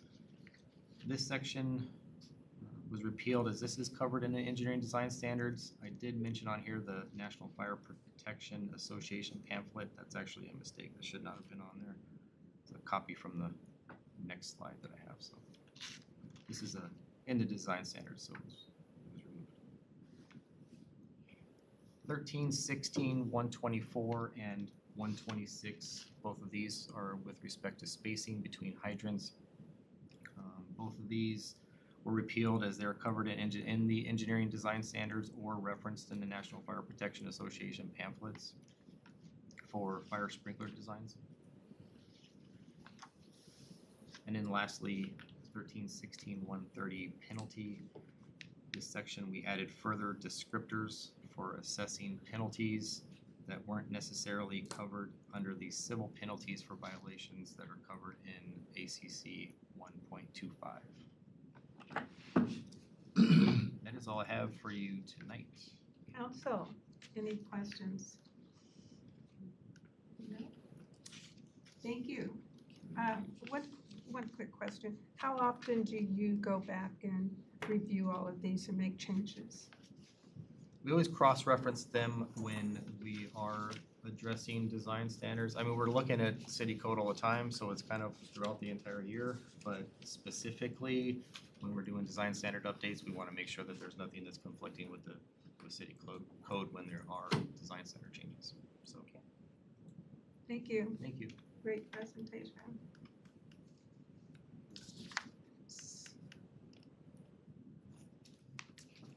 Next, on the agenda for council discussion is ordinance 6953.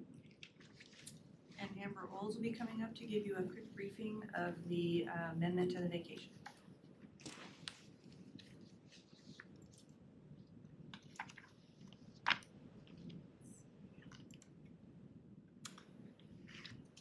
Good evening. As Ingrid said, I am Amber Olds, roadway specialist with the Public Works Department.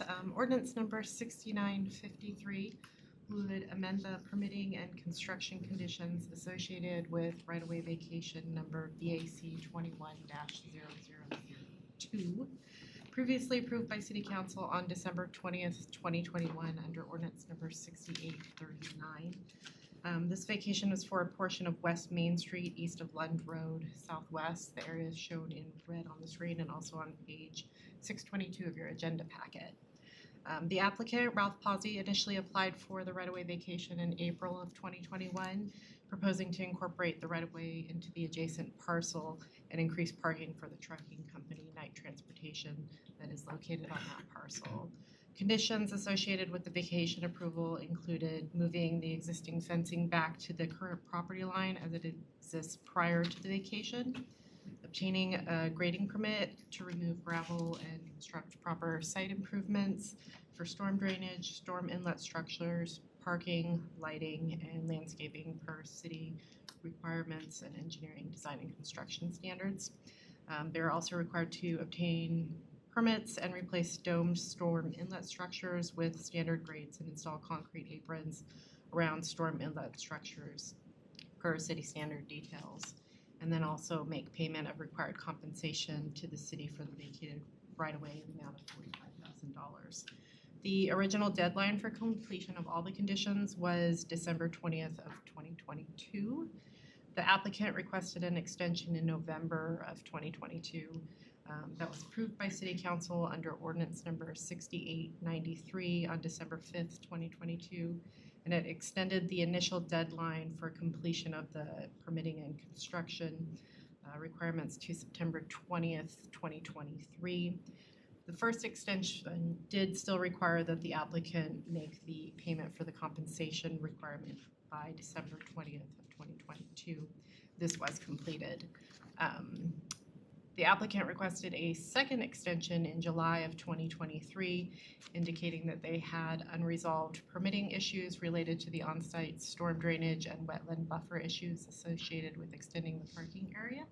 The second extension request was approved by City Council under ordinance number 6916 on August 21st, 2023, and it extended the deadline for completion of the conditions for permitting and construction to September 30th, 2024.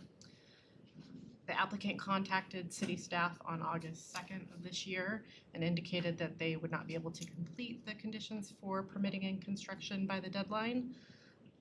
And then with this latest notification from the applicant, city staff reviewed the right-of-way and determined that it's still no longer necessary to meet the needs of the city.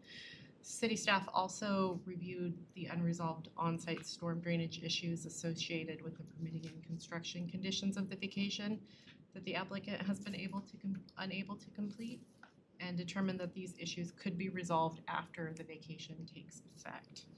The applicant has agreed that they will be responsible for completing those conditions if modified after the vacation takes effect, and those conditions include obtaining permits, modifying storm infrastructure, constructing appropriate site improvements within the vacated right-of-way area that would become the applicant's property. This would include storm drainage, parking, lighting, and landscaping to meet city standards.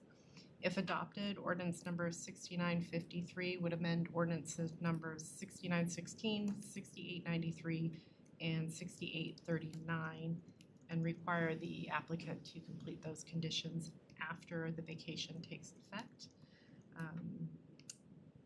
If council's supportive of the modifications, staff intends to bring ordinance number 6953 forward on September 16th City Council meeting for your determination. Be happy to answer any questions. Council, any questions? No. With that, thank you very much. Thank you. And we're going to take a 5-10 minute break before we go back to our next agenda. It is come back at 24. Right?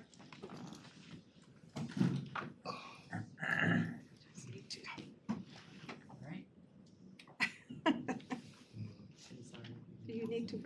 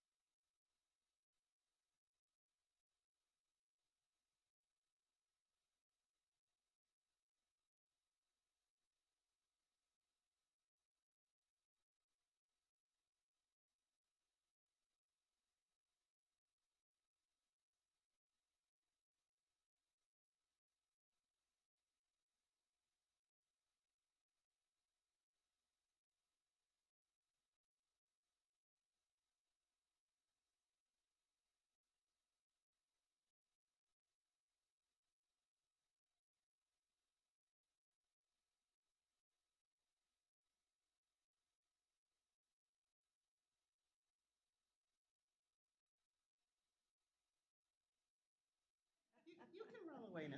Oh, roll away. Let me get away from you. Let me go back up. Thank you.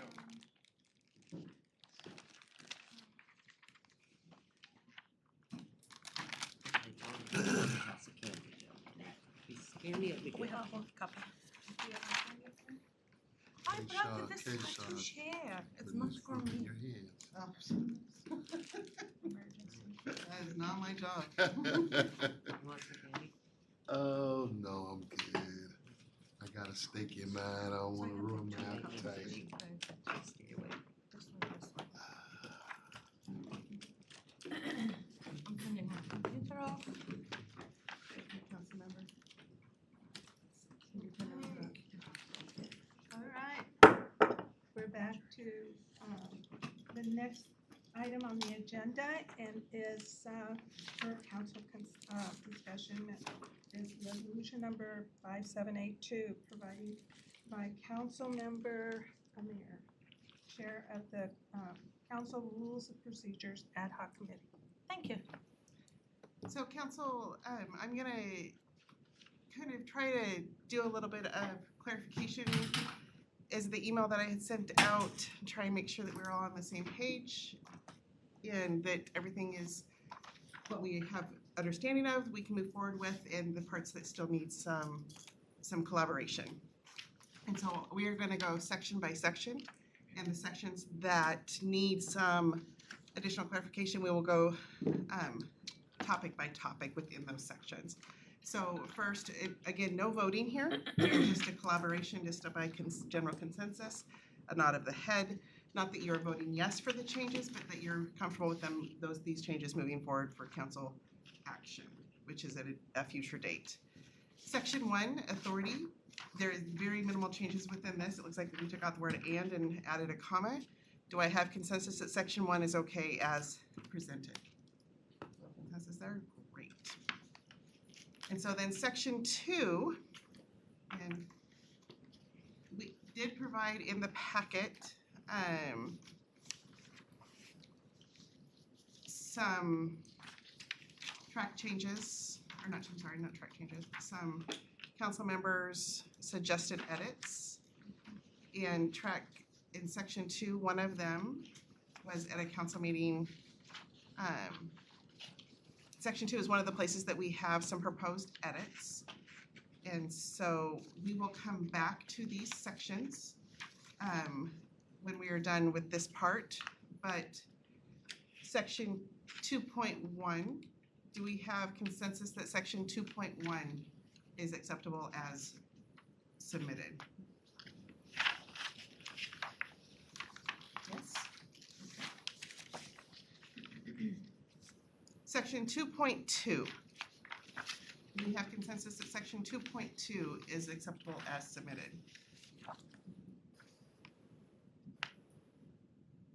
And again, I'll pull up the first section that I have for suggested edits. Looks like it's 2.5. I understand that that's where we have the first suggested edits, but is 2.2 okay as submitted? Okay. 2.3? Mm-hmm. Great. And 2.4? Mm-hmm. Great. And so we will make 2.5 something that we come back to. Okay, perfect. And Just on the numbering, I think in my proposal, it would have moved my recommended 2.5 above the closed and executive, and then reshuffled the numbering down, So one of the things that in the draft resolution is that once we're all done with all the pieces, that the clerk's office has the authority to renumber it without it being a council piece. So we have City Attorney Brian put in there that the clerk's office has the ability to make some Scrivener error changes. I said I did. nodding. That doesn't help me. That sounds like a great approach. Yeah, so.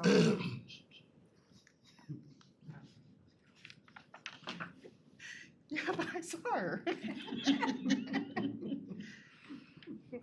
So 2.5 and 2.6, we have discussion on, or is 2.6 acceptable as it as it says, 2.6, what, to discuss more? Yeah, Okay, that's the one perfect. that we Yep. would compare. 2.7, is 2.7 okay as submitted? Okay. And 2.8. Perfect. Okay, in section 3.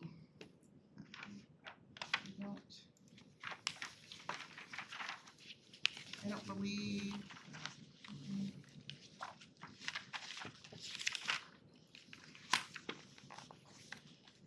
There's something under M.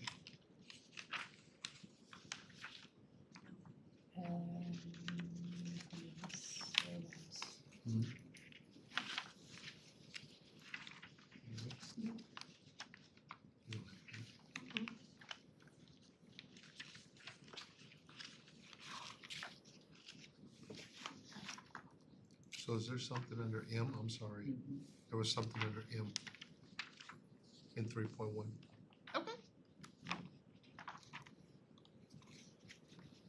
So 3.1 M, M as in Michael.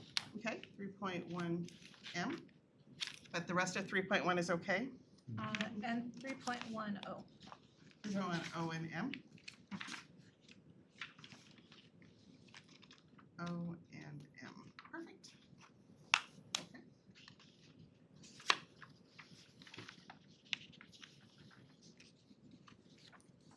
3.2. Actually, there's Actually, there's one more, I'm sorry. After in P, P2. and then one in R. At the bottom. But are they okay? Yeah, Well, no, yeah, we haven't looked at it, so that's why we're looking at to say, okay.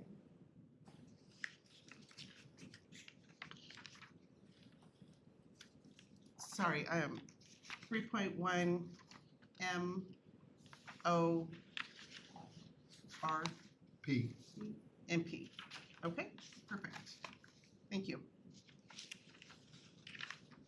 3.2.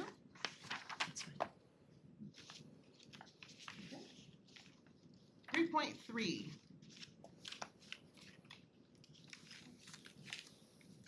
Perfect. 4.1.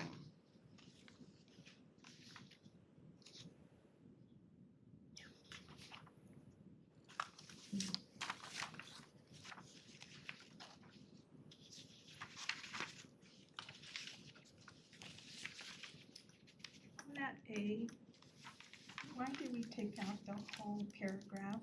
So you want to bring 4.1A back? Yes, please. I can answer that question if you like. I'm still the chair. Oh. We just clean it. You remember when we talked, we just clean it because it's just repeatable, and we just put it in one spot. That's it. We did not just take it randomly. We just made it. Whereas I think in one of the point, whereas you just email the DL. Yeah, because it says it again. It would just was the cleaning. We'd not like taken it here. Scroll, yes. So I believe, It's down. Yeah, it's I done. believe it's here. It's here. Okay. So do you still want to bring 4.1A back? Okay. So 4.1 is acceptable? Yes. Yes. 4.2. 4.2 is okay? 4.2.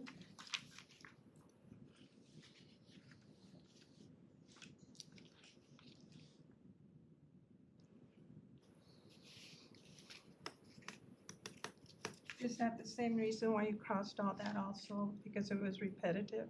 Yes, and we put it in one spot. It's correct.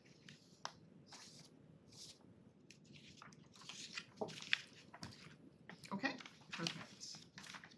4.3. Okay, 4.4. If we wanted to add a language to that, do we bring it back? I can put it on the other list. Okay, it might not be a big deal, but I guess. 4.4, absolutely, we'll put it on the other list. 4.5. Are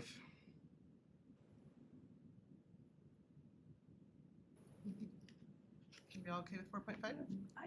I needed to ask a question. Sure. Directors, this is going to you, because sometimes we just address you as your first name.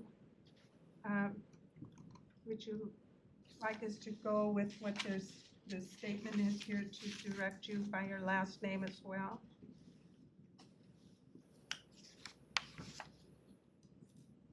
And for the purpose of the meeting, I think that addressing the directors by their title and their last name is appropriate if we're addressing the council members as council member and council member's last name.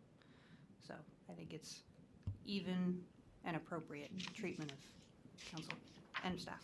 Thank you. I just wanted to hear from you folks as well. Okay, so are we good with 4.5?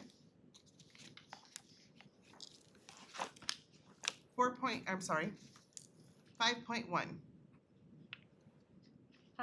I would have discussion on 5.1A. 5.1A. Okay. Is the remainder of well, it looks like we made it all 5.1A. Okay. 5.2. There are no suggested edits. Okay. Section 6. There are some comments in section 6, some suggested edits, and so we will bring section 6 back.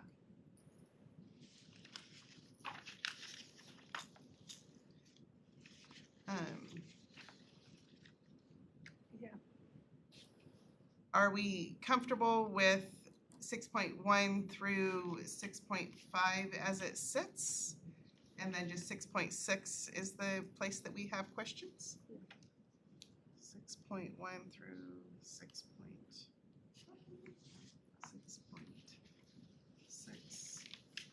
Perfect. Section 7. Are we comfortable with section 7 under debates?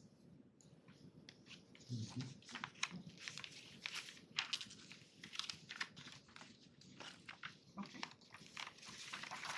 Section 8.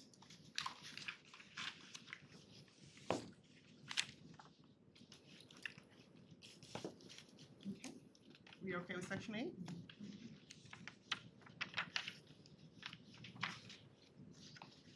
Section 9. Everybody's comfortable with section 9?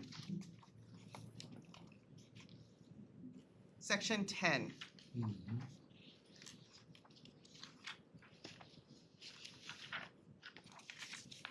Everybody's comfortable with section 10? Section 11.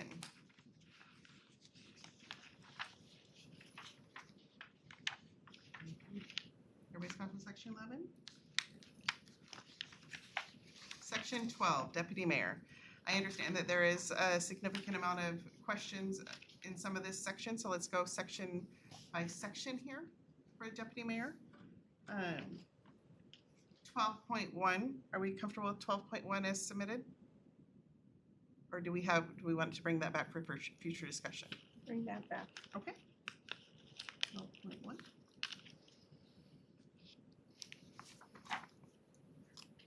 12.2.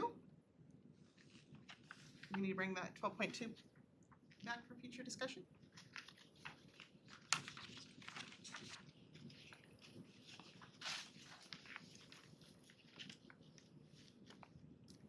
This is the portion that we talk about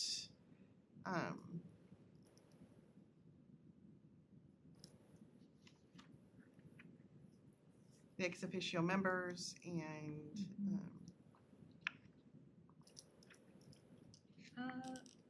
12.2 also? I'm just trying to scan it quickly, make sure we're not missing anything. I didn't see any comments from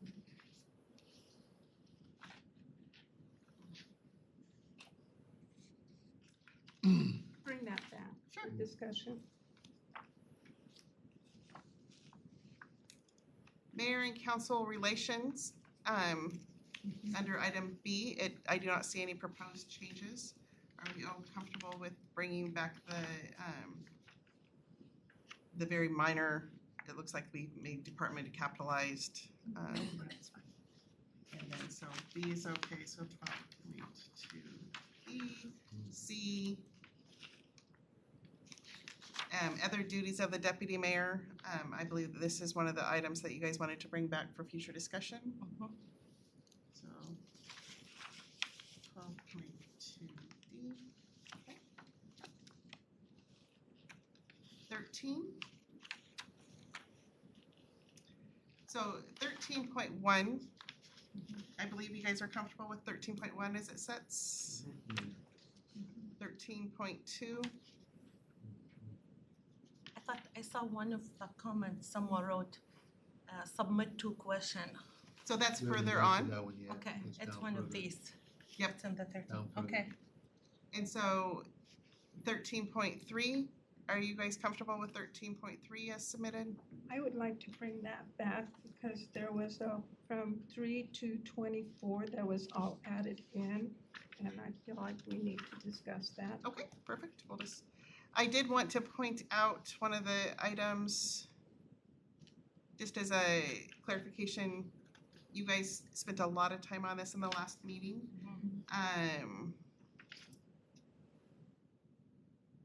We did update this to the anonymized candidates and the 2 questions. Thank you.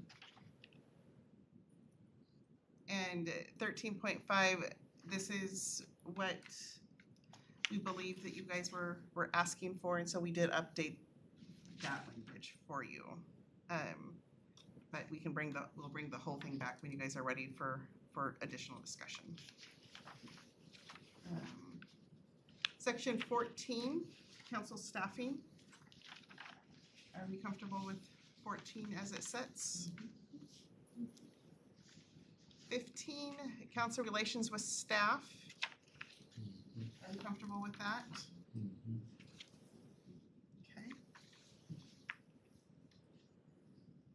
Section 16, special focus areas. I believe that this is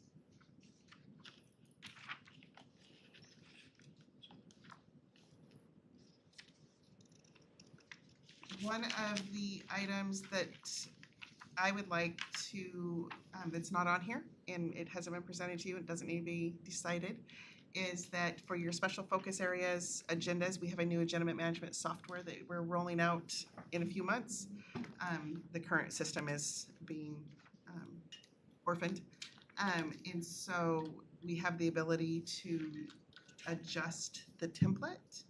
And your special focus area oftentimes is something that is more focused for this body. And we are making the recommendation to swap it. Now it goes after the general discussion, to put it at the beginning of the discussion. We oftentimes have staff that isn't typically at a study session and here is late, and so they could go earlier, just a couple other outside people. And so if council is comfortable with that, we can look at adjusting that, but this is the perfect time to make that adjustment. Okay. I will, in the next iteration that you guys see of this, I will make that change, because it is part of your council rules.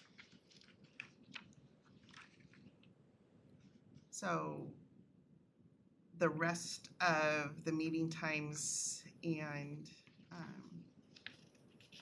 up to item E, are we comfortable with everything in 16.1, including item E, or do we want to have more discussion around item E?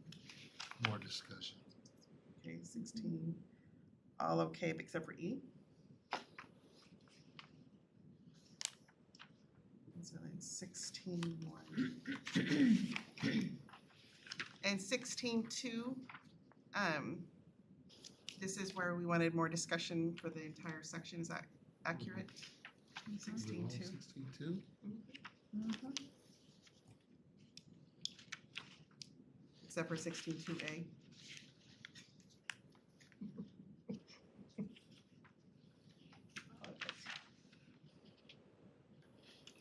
accurate? Yes. Okay. Yes, it is. Okay, 16.3. 16A, A. Hey, do we want additional discussion on all of 16.3 or just 16.3A?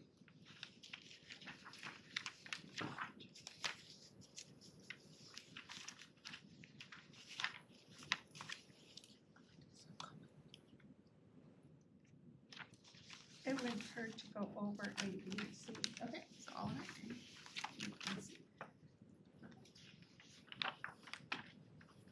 And then 17. Council presentations and internal communications, 17. Are we comfortable with 17 as it sits? 17. I think they're, Except for 17.5. So 1 through 4 is okay? And then 17.5 is back for more discussion? Yes. Yes.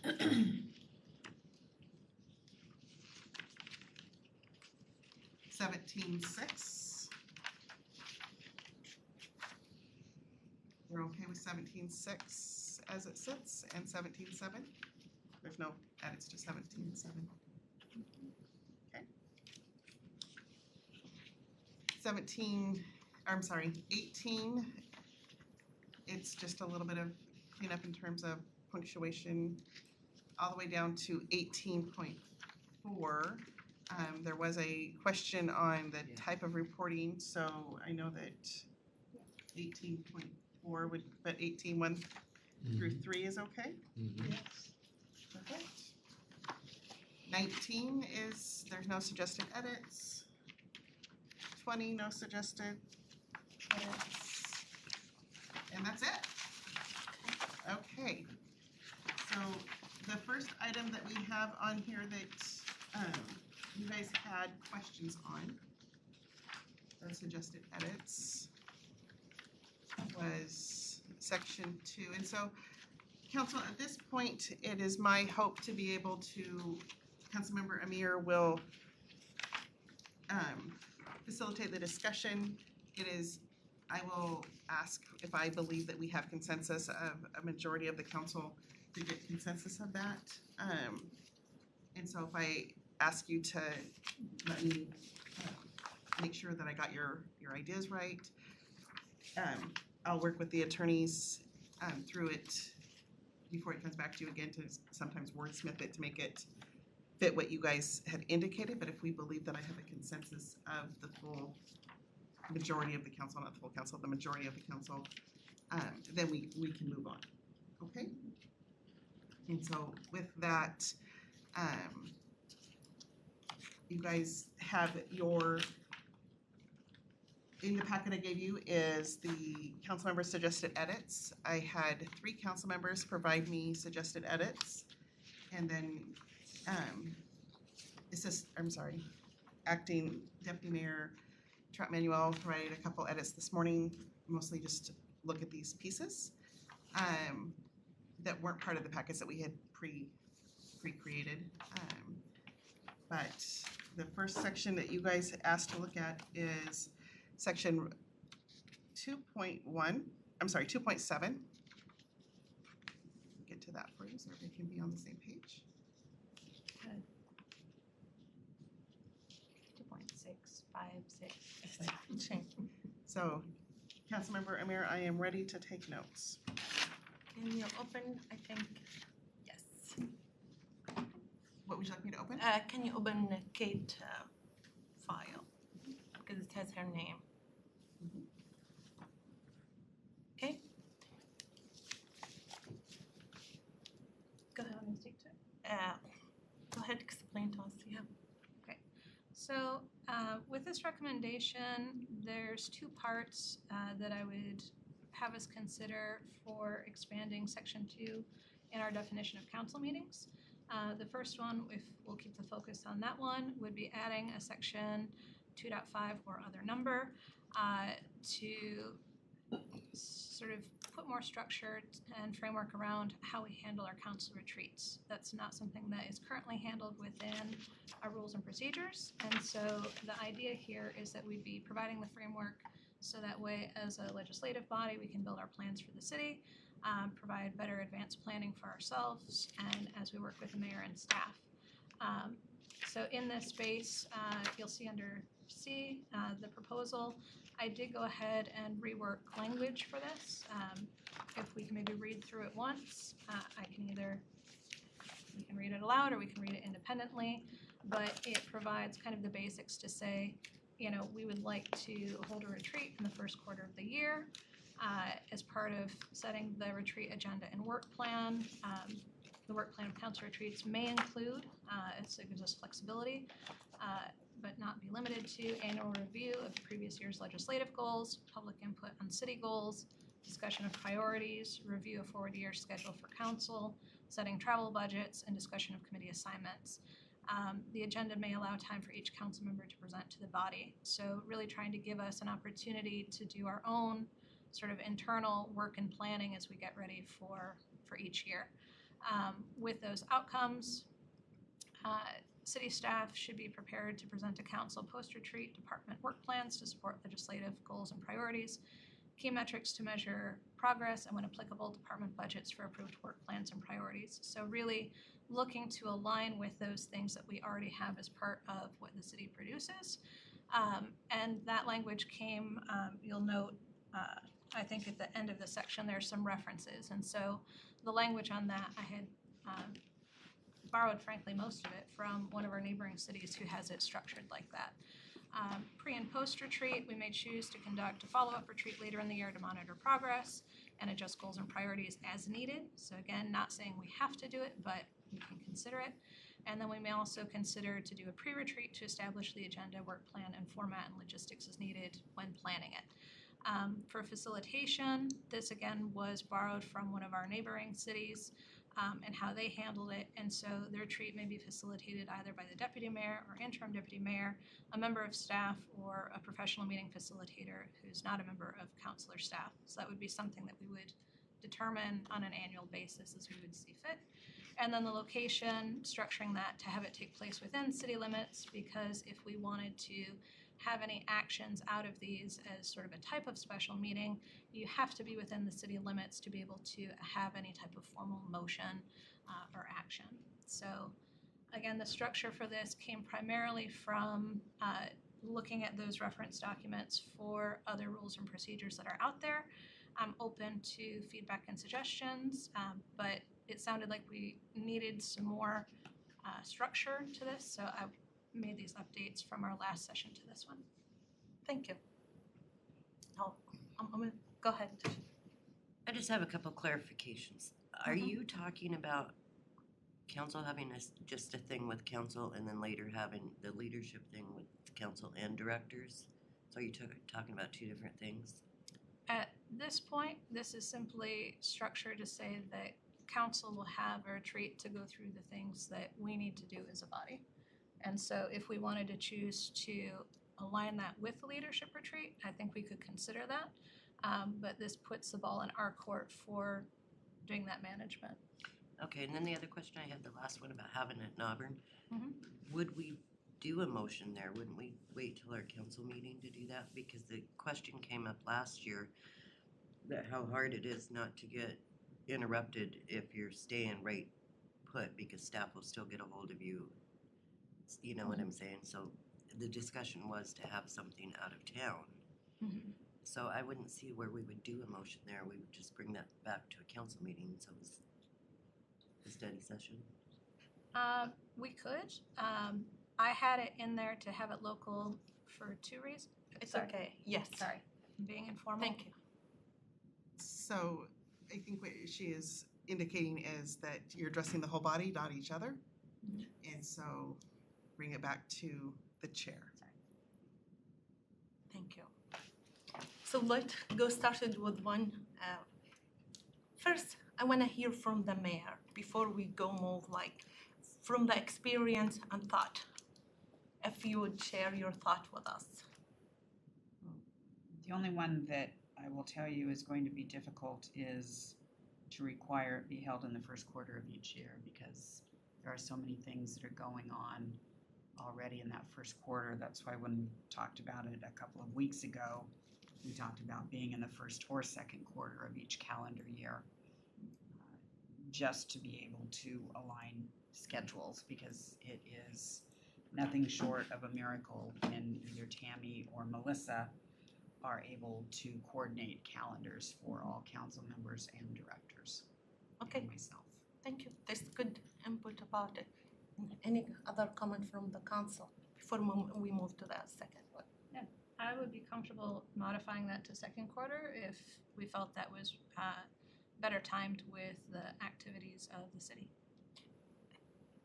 Okay, And I wanna. then the only other one is mandating that it be within the city limits. In some cases, you are limiting opportunities that may come about. Okay, thank you. Go ahead, Council. So you said part of it is for us to put it all together and everything. And we normally have a 2-day retreat. We have it with the leadership. And would this be a 3-day for all of us to get together and decide all of this and then meet with our directors for the 2 following days? Or are you trying to do it in 2 different weeks or? At this stage, this is a proposal. I haven't solved anything, and to the mayor's point, scheduling can be challenging. I think if it was in an ideal state, I would probably extend the leadership retreat to have 1 day that's specific for council to go through the activities as suggested. Okay. Any other? Go ahead. Just to throw that out there, Mayor had said that is super difficult to get directors and council members. I'll say personally, getting 3 days off of work to do that is not gonna happen. I can't do that. I can't commit to a 3-day retreat. So, I mean, I know everybody's got flexibility in their positions and their full-time jobs, but in my case, I wouldn't be able to participate. So if we wanna make it equitable for everybody, we need to consider slimming it down, because 3 days is too much. Thank you, Councilmember Taylor. Thank you. Just on the recommendation that's on the floor, I know we're not voting, but I would be in favor of the council having their own, if it's a half-day retreat or a full-day retreat, just to and then we have the annual leadership. I don't think we should even fool with that, because again, it's a lot of work to coordinate getting all the folks together in one place. But I would like to think that for us as the council, there's 6 or 7 of us, we could find some time to get together for a half a day, or maybe, because my work schedule's pretty crazy too. But for the council in particular, this is what I think I'm hearing this proposal is for the council. So I feel like we can work around that at some point. I would like to. Okay, can I speak that? Just so we remove the first time, because you never in legal document put date or time, because with tax, with stuff, it kind of you shoot your legs. To have retreat as a together, maybe we can combine it with the leadership, like we go to conference, then we have our 3-hour set for us. That's fine to remove. We should not limit ourselves to be only in the city, because we should go to other city, because there is some small city when you go there, you may find something we adopted, we bring it back. So we should, retreat location should be kind of open, because either we may go to the tiny small city somewhere, we get disconnected, we be working together, we will have even time as a council to meet 5 to 6. So I think retreat location should be open, because when you go to small city, you support other city. So I feel like we can combine this with the leadership. We have separate retreat for us, 3 hour. Go ahead, Councilmember. Yeah. If you'll scroll up just a bit. So in the very first section, we're highlighted for first quarter. Again, I'm flexible if we want to modify that to any particular quarter. But the key piece is at the end where it says, as council member and staff availability dictate. So you know, this is on us to say that this is something that we want to do. How we go about it, I tried to build in some flexibility there. As far as location, if we feel comfortable striking that initially, I'm open to that. I had it in there because the two things I had seen were, one, any dollar spent in a community comes back 3 times from an economic standpoint. So I thought if we're going to spend money, let's bring it back to Auburn. Because again, finance chair, can't help it.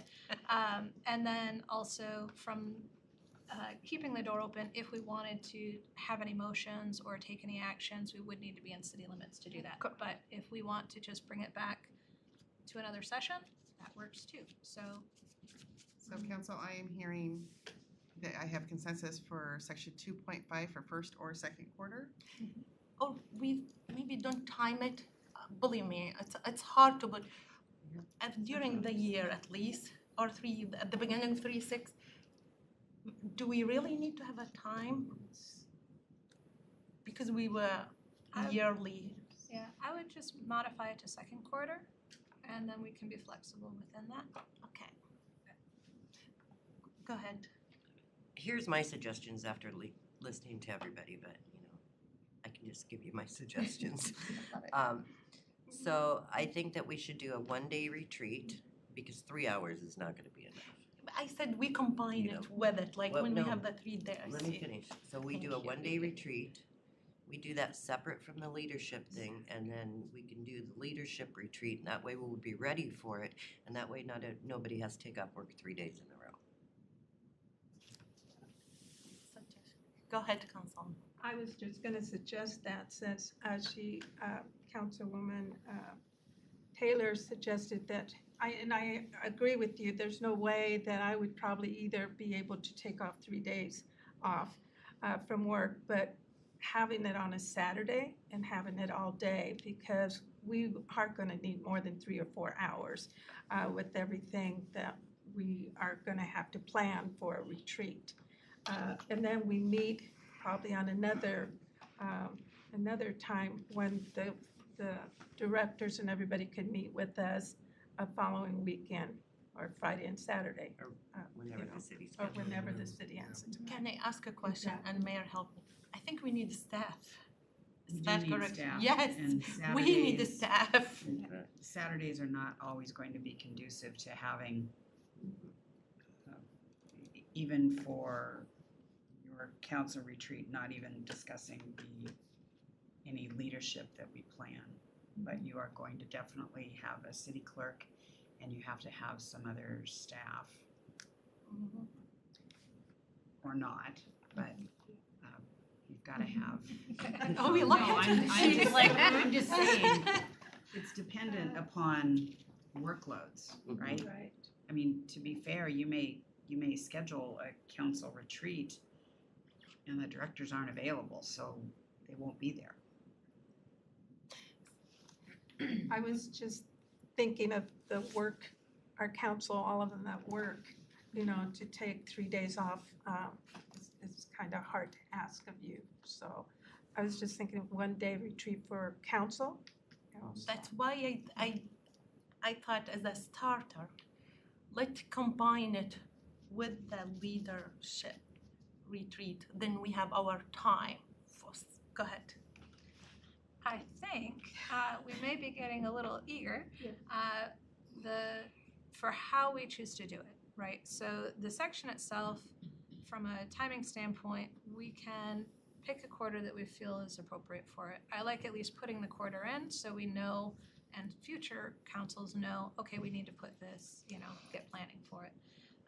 As far as duration or how many days or where, if we strike the location as needed, we can find a spot available to us. And then for the duration, it'll depend on what we put into the agenda as a body for that.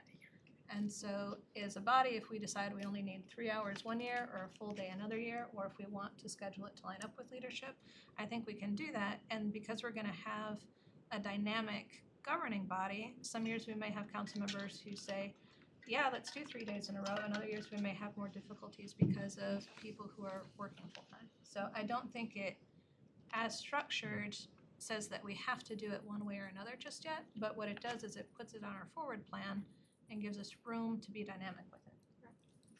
You okay with that? So council, I am hearing instead of an or second quarter for section 2.5 to remove it and say second quarter. Do I have consensus?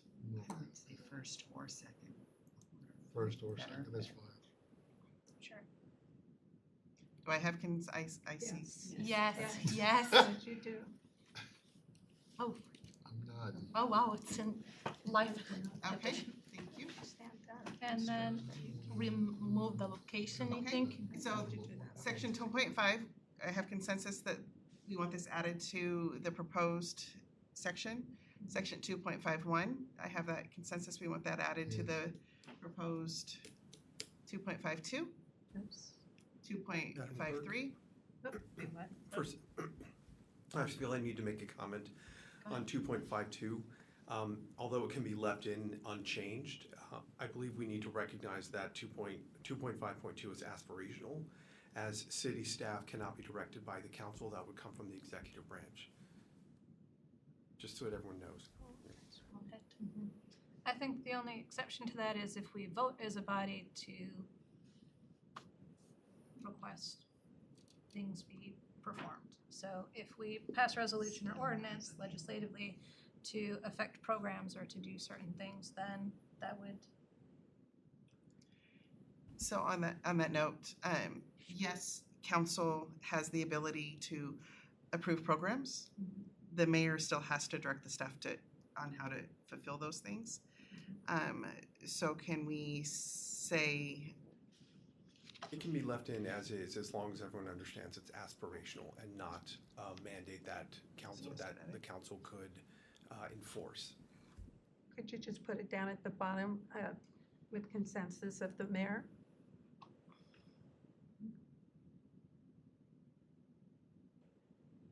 Yes? Mayor? That's fine.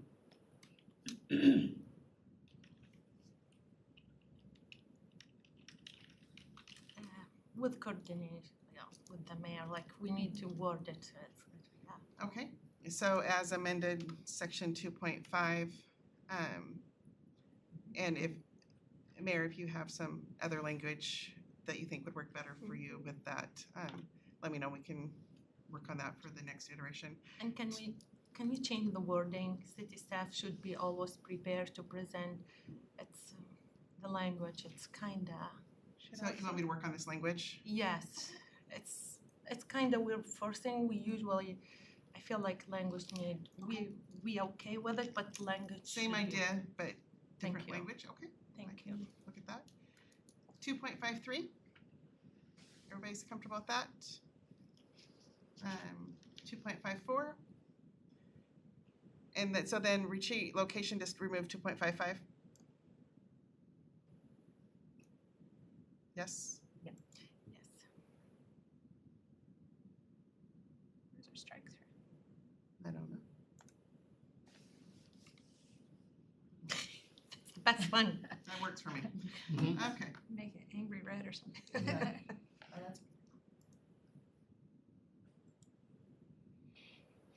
Go font. You'll find Let's it. make it red. Okay. That was a good idea. Okay. Jared, do you want me to speak to this one? Oh, go ahead. No, I was planning to show her way to. Go ahead. Oh. No, go ahead. So as I mentioned at the start of this section, because we're talking about extending types of council meetings that would be identified within rules and procedures, this is another one that had been brought in. In previous recommendations that have been shared, I referred to it as a town hall.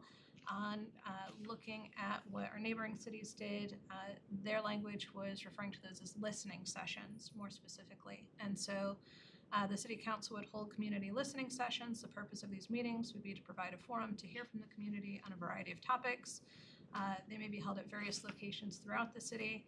The frequency would be determined by the city council annually. And these sessions would include one or more agenda items of community interest. The meetings would be chaired by the mayor and considered special meetings of the city council. The deputy mayor And council would work with the mayor, city attorney, and clerk to ensure listening sessions follow OPMA rules.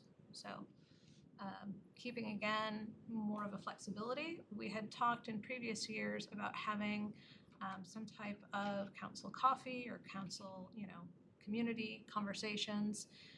And in the last time it was brought up, there was a concern that due to the election cycle, it could present as being favoring sitting council members versus candidates. And so there was a request to hold off until a later date. So bringing it back for consideration by this council. And you go ahead, Councilmember. I believe, while I do like the listening sessions, I still believe no matter what year it is, it's still going to be considered that way. Because there's going to be council members that we come up on different years for reelection. So it would be considered that way at any time. Does that make sense? I think you could, Okay, before we move on, I'd like to hear, because we said we want the mayor, I want to ask the mayor for input before I come back to you, and you be next, Cheryl. I was gonna ask her something, but that's okay, go ahead first. So the frequency is something that we should work on together, or the number of them, because again, it's staff availability. So I don't think it's something that council can do by themselves without having input from the mayor's office on the availability and frequency. There's always locations, there's a lot of work to do what you're talking about here. Thank you. Go ahead. Well, you kind of touched on what I was gonna say, but the other thing is the meetings that you're putting together, the community meetings, is the council gonna be invited to those? Different topic. I mean, Those are different. We won't have a quorum at those. Okay. Sorry, Cheryl, it's a different topic, I think. No. Yeah, no, she was just asking. Yeah. Yeah. If Wasn't it it's different? the same thing, but If it I was was- the same thing, then it wouldn't be as hard to facilitate, is what I was saying. Oh, you mean the Yeah. meeting that coming? Yeah. The district? yeah, in each one of the districts. Okay, I wanna hear from Clinton or Yolanda before I come back to you. Are these meetings that we're talking about, are those like town hall meetings? Is that what we're talking about?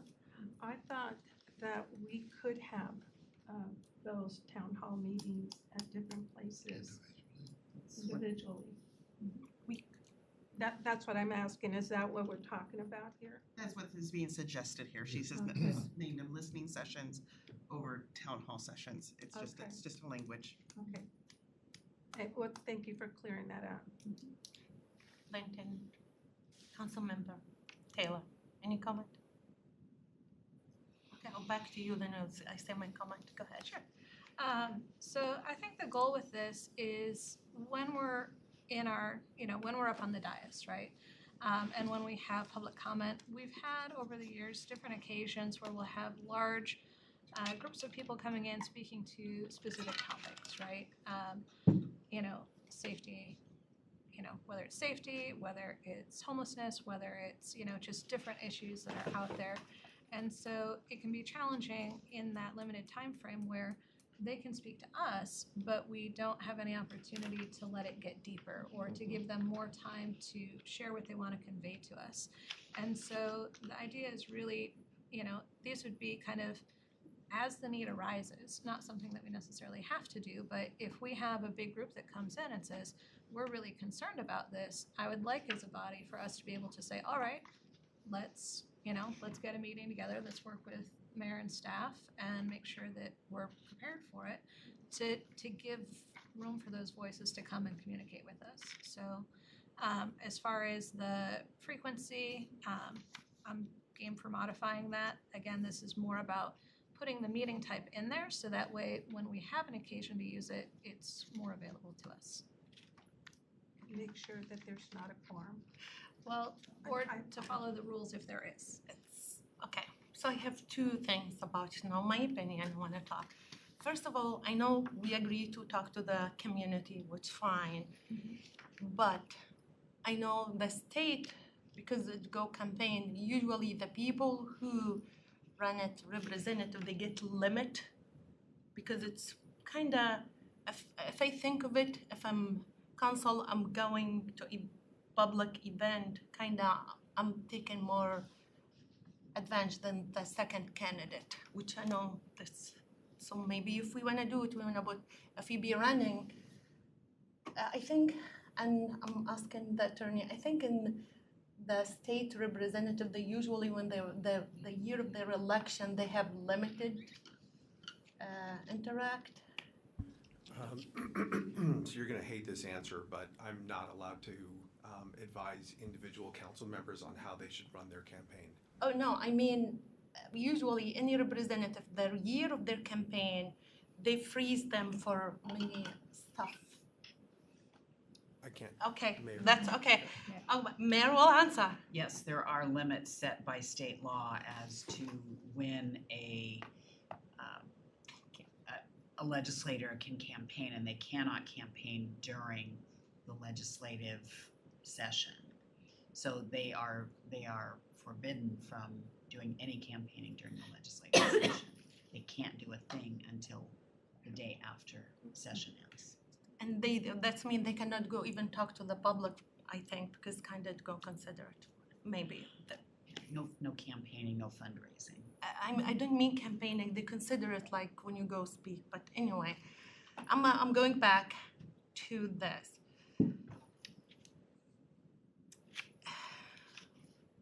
My question, if we want to go talk to the public, we still need staff to provide answer, because we cannot say commit to any answer, put the city, because I think even if we want to do it, we still need to do it with coordination. Go ahead, Mayor. I'm just, so as it's written in there, it does say that they will be special meetings of the city council. So there is an assumption that there will be a quorum. I'm just going to remind you how difficult it is to capture all 7 of you for any special meetings or anything else. So this may be aspirational as well. I'm not trying to say no, I'm just reminding you that what sounds good while you're sitting in here in this council chambers doesn't always equate to what reality is when it comes time to schedule those. Go ahead, Clinton. Hold on, Councilmember man, Taylor. let me go ahead. Just thinking about what the mayor said and going back to the theme that we've heard in here earlier tonight about time constraints. Because what I wouldn't want to do is, not saying that this isn't possible, I just, I want to be mindful of the time commitment that might take. And also, I wouldn't want to offend anybody if we didn't get a chance to have their listening session, because I could see this being like, everybody wants it, everybody wants our attention, right? Everybody wants our time. And so, I would just consider that, as well as, I lost my train of thought, but that was the main point, is just the time constraint, kind of reiterating what the mayor said, and then being mindful that it'd be nice to hear everybody's stuff, but unfortunately, unless we just had everybody on the council that didn't work, that might be doable. So, I was just, sorry. I thought you raised your hand first. Go ahead. Okay. You next. I'm doing my facilitating rules. And I think the mayor may have hit it on the head, is that in the space of being aspirational, what this is trying to do is give us a tool. It's not saying that we have to do this. It's not saying we have to do a ton of these.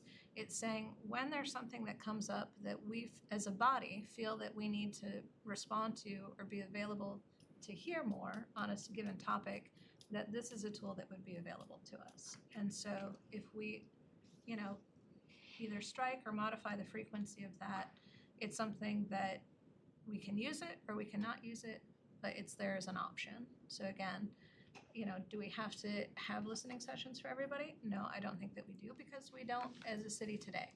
But there have been, over the years that I've been here, certain topics where I would have loved to have had this as a tool, and I know probably other council members would have been interested as well. I recognize that we all work and have time commitments, so I'm not saying let's go do this every week, but on an as-needed basis. Thank you.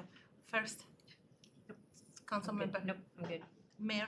I was just going to ask if perhaps you might want to say in that first line that the city council may hold instead of Yeah, will. Sure. Yeah. Totally. Okay, let the mayor finish. No, that was it. Okay, That was it. council No, and member and Taylor. I was just gonna, thank you, Chair. I was just gonna say even maybe the sentence that says the frequency of the meetings will be determined by the city council annually, because it almost like it puts you on the hook to have to schedule some of those. And if you wanna keep it kind of fluent, like what you were saying, because I could see an example of what you were talking about the other night when we had a room full of folks that were here that really wanted to talk about the issue that came to the, that's just one example, but yeah, I would be, because that, to me, that sentence almost says like, we have to schedule some of those annually and put them on the schedule, and if we're gonna just do it by kind of how you just said it, I think we can do without that sentence. You mean to remove, okay, who's, so, see, that's why I didn't see, you need to put your hand here. Go ahead, thank you. Okay, so I have a question. If we took out, and Mayor, this is for you, if we took out that it was a special meeting, right? Took that whole line out, and say we set up something at the senior center and just sent a couple people at a time and say, I'm just using that as an example, right? Would we have to have staff then? Just like from equipment? Yes. Okay, I was wondering, because we didn't. Well, yeah, you do. You have staff there at the senior Oh, center. yeah, okay. Comment, Mayor? No, I was, sorry, I did not raise my hand before I responded. No, because you said and you went quiet. I was just trying to figure out how, I think that's kind of messed For me, it's like I want to remove the Would it whole, be from after the city throughout. Council member. Yeah, at the senior center, they have their staff That's there, true. and they're facilitating that Leaders. coffee hour. But going back to those meetings is that we hear a lot about the meetings that the mayor has had with the media and a lot of the constituents. I went to the church where they had the meeting prior, and they asked why wasn't there any council members there? And I told them it was very quick and short, so a lot of them work, and I didn't hear about it until after it was done. So these are the types of stuff that we hear, and it would be nice to be able to attend those if we can, so that way the council is at least showing that they care about what they're wanting to talk to the mayor about. So. Go ahead, council member Tracy. I believe that there is a difference between the community meeting and then what this is. The community meeting was specifically just the mayor and the chief. That was something that was facilitated by staff. I think in this case, I do believe that we need to have some sort of language, including staff, because quite frankly, we can't answer the questions. They need to be included in that. Senior center, coffee shop, doesn't matter what. We need to have the subject matter experts there to answer the questions that we cannot. And that staff should be, if we are going to change language, staff should be in that at some point. Can I speak? Yep. We have the national night out. We go with the staff. So it's one of these we do. Go ahead, Mayor. Having staff with you, with all due respect, keeps you from getting in trouble. Yes. Well, And I'm answer for the that, right because question. you put it that way, Mayor. It's correct. Keeps you from getting in trouble by either promising something that we can't deliver or saying something that isn't accurate. Yes. We're all guilty of that. We've said things that aren't accurate, but if you have staff there with you, they are more likely than not going to have the answer for you and can keep you from getting yourself into a situation where you have inadvertently lied to them, said something that isn't accurate, promise them something that you can't keep the promise for. It's to save you from being in an awkward situation that is not going to turn out well. Thank you. Go ahead. Go ahead. Okay. Councilmember Falder. Yeah, I was gonna say, I wasn't sure, but I felt like there was something. Because I have some. Yeah, I am perfectly open to striking the frequency. I'm open to including staff. The idea of having it as a special meeting was meant to sort of invoke that we would have appropriate staff support as needed with that, and that was what was intended with the 2.6.1 rules beneath it. So, you know, I just wanted to make sure that we weren't over demanding staff support. So making sure that we find that appropriate balance. But yeah, the goal is again to make a tool if we feel like we need to put it into play. So I would like to say that I believe I have somewhat of a consensus, but I'd like to make sure. One, that this body would like council listening sessions of some kind added to their council rules. Okay. You want something along the lines of what she has put forward here, but open up the frequency so that it is as an as-needed basis, and add stuffing that the mayor is comfortable with. Is that accurate? And not that necessarily she needs to be at all those either. I mean, Well, this if chair. there are special meetings, she does. I thought we were gonna okay. She needs to be there. She doesn't So- want to get in trouble. So, in order for us to have a meeting outside of our regularly scheduled meetings, they are special meetings. Got it. And the Okay. mayor chairs all Got it. council meetings. By your council rules. Thank you. Okay. So if I have consensus, we can move on to the next one. Yes, please. Thank you.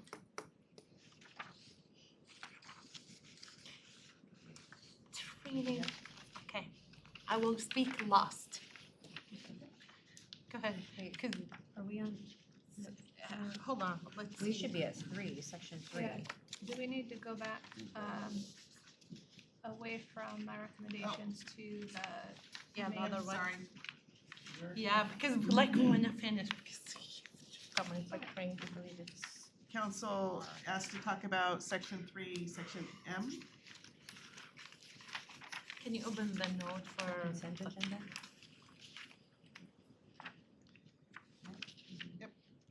The chair for the special focus area may speak on any of the items on the consent agenda that are relevant to this special focus area that they are assigned? Or is there one of the,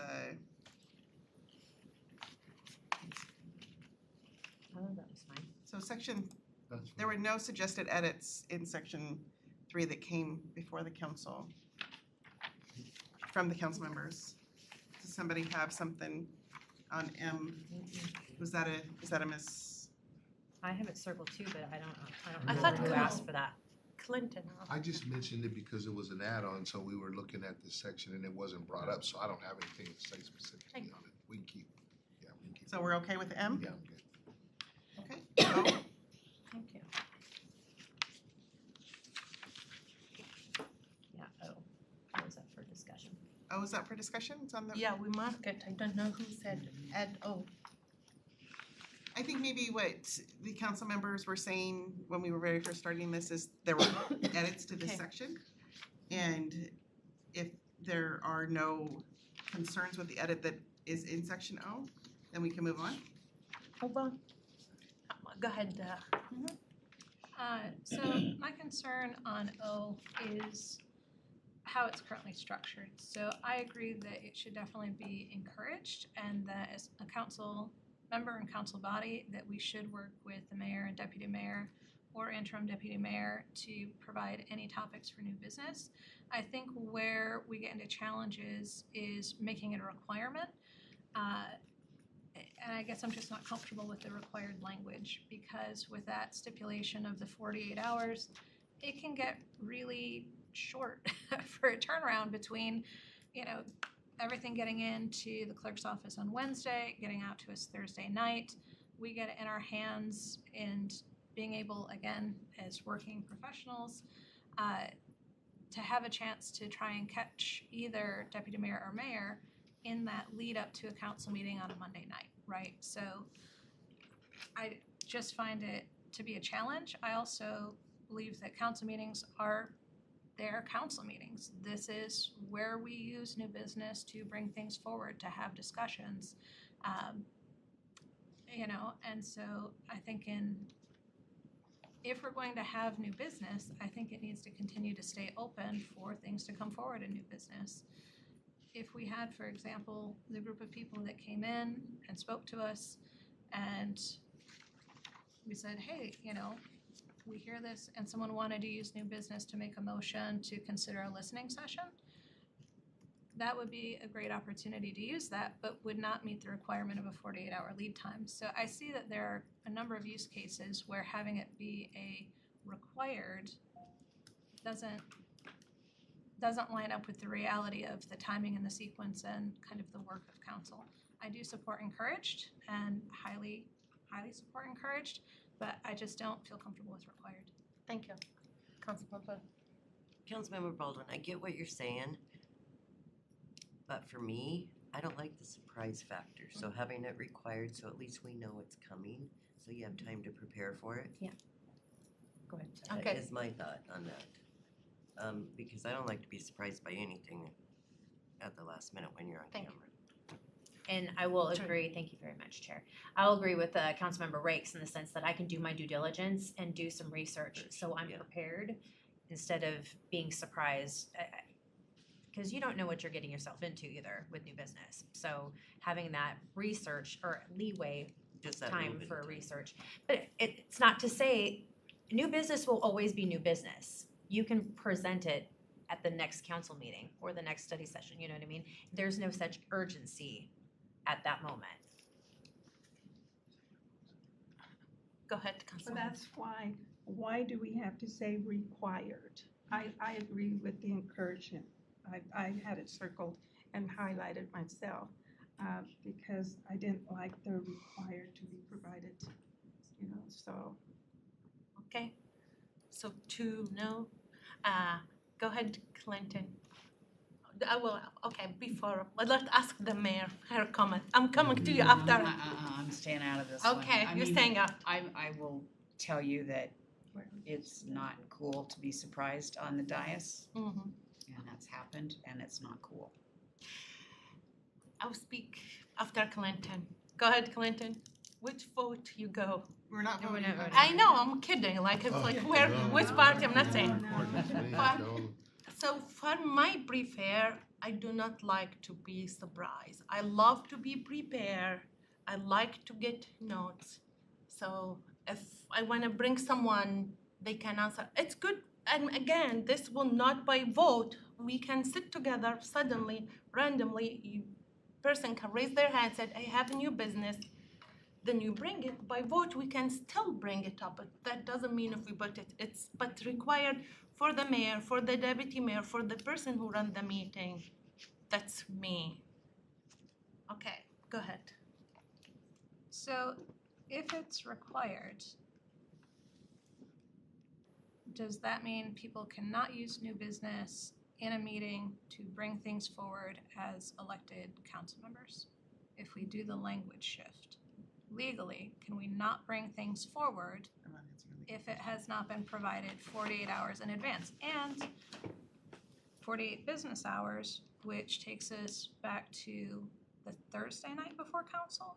Can we be clear about what that time would be? Prior to. Go ahead.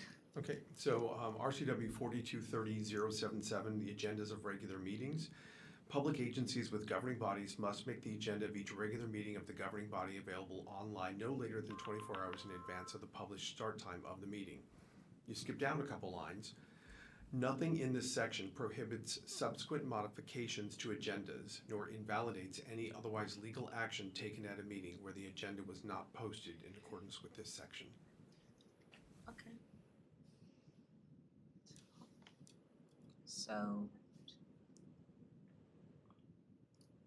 Go ahead.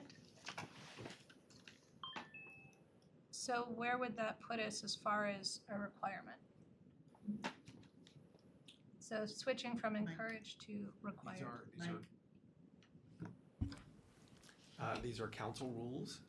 You can have them read however you like. Whether or not they're enforceable under the law is a different story.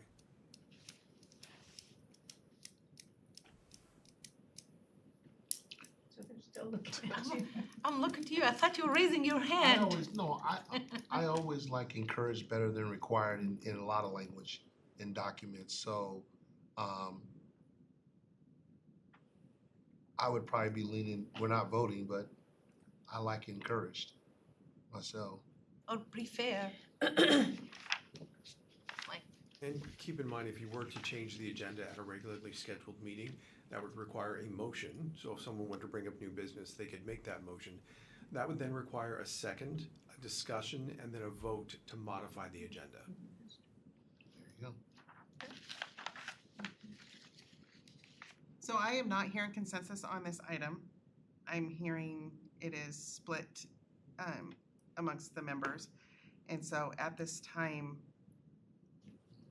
I'm gonna move on from this item and I will not put it into the next iteration. Thank you.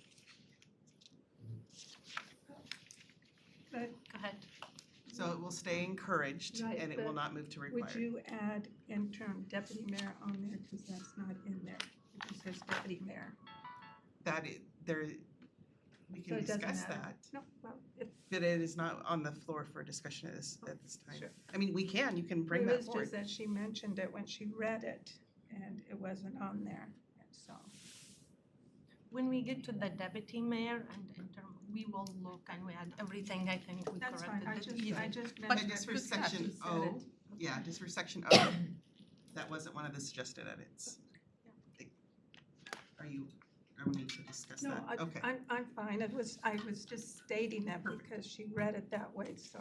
okay. And so then RP. Looks like this portion of P is what is, has suggested edits. Under ordinances. Oh.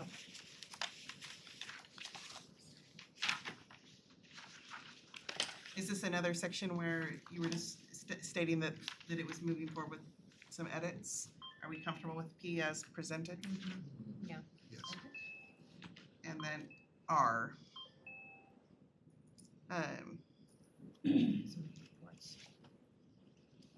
Councilmember reports. It appears that we've added some language and removed some language. Is this another section where we were simply saying that we were making some edits, or is there some discussion around mayor and councilmember reports?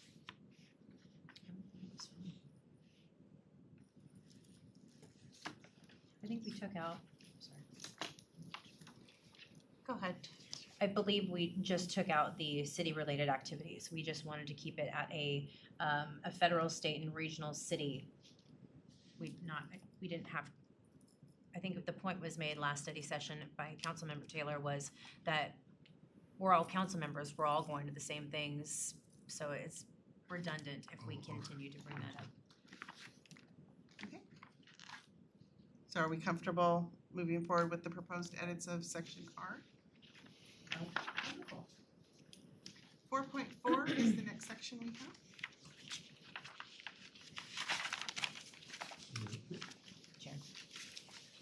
Oh, go ahead. This is not a big deal, but the only thing, the reason I brought this one up was it says that all meetings of the city council members may not use their city cell phone. Well, sometimes we have to for our computers. So maybe we could put something in there so if somebody looked at our council rules and say, oh, she picked up her cell phone. Thank you. I think we need to correct it to be only city phones. Yeah. Thank you. Well, I still like the cell phone must remain on silent. Personal communication devices can only be used in the event of emergency. I like keeping that there, but like I said, This came up, I think, at our retreat when we talked about, for emergencies. But I saw that and I'm like, I don't want somebody thinking we're picking up our city phones that's watching it and when we're really just turning our computers on because they went off. Go ahead, Mayor. The council members may use their city cell phones to log into their, Yeah, because into their electronic devices. Yeah. so we remove not. Okay, perfect. So remove the not? Yeah, because we need to use our city phone. Like I said, it wasn't a big deal one, but. No, that's fine, we need to log on, that makes sense. Is that acceptable? Do I have consensus? And all phone removed. Yeah, perfect. And I, Go ahead. could I go back to 4.1A? I really don't know why that was all striked out. I believe that the reporting I'm sorry. No, go ahead, go ahead. The reporting requirements are added to another section. It's just being cleaned, if you look, yeah. It's down below on the same one down below, okay. Yeah. Okay. Use the, thank you. Okay, perfect. 5.1A.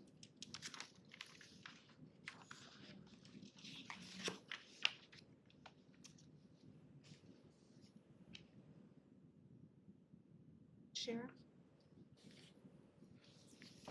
Go ahead. Yes. I wanted that to come back. I wanted the senior council members to be brought back because I talked to several other city council members from other cities, and they have the senior council member to take over in positions, and so I would like us to put that back in there. Thank you. Go ahead. I don't like the idea of taking the senior completely out of any of our pages where a senior person can make a decision and stuff. Thank you. Go ahead, Councilmember. We won't have a quorum if that's the case. If the mayor's gone, the deputy mayor's gone, and then moving forward, the chair of the municipal services special focus area, if they're all gone, we won't have a quorum. But if you have a quorum, I believe that the chair should take over.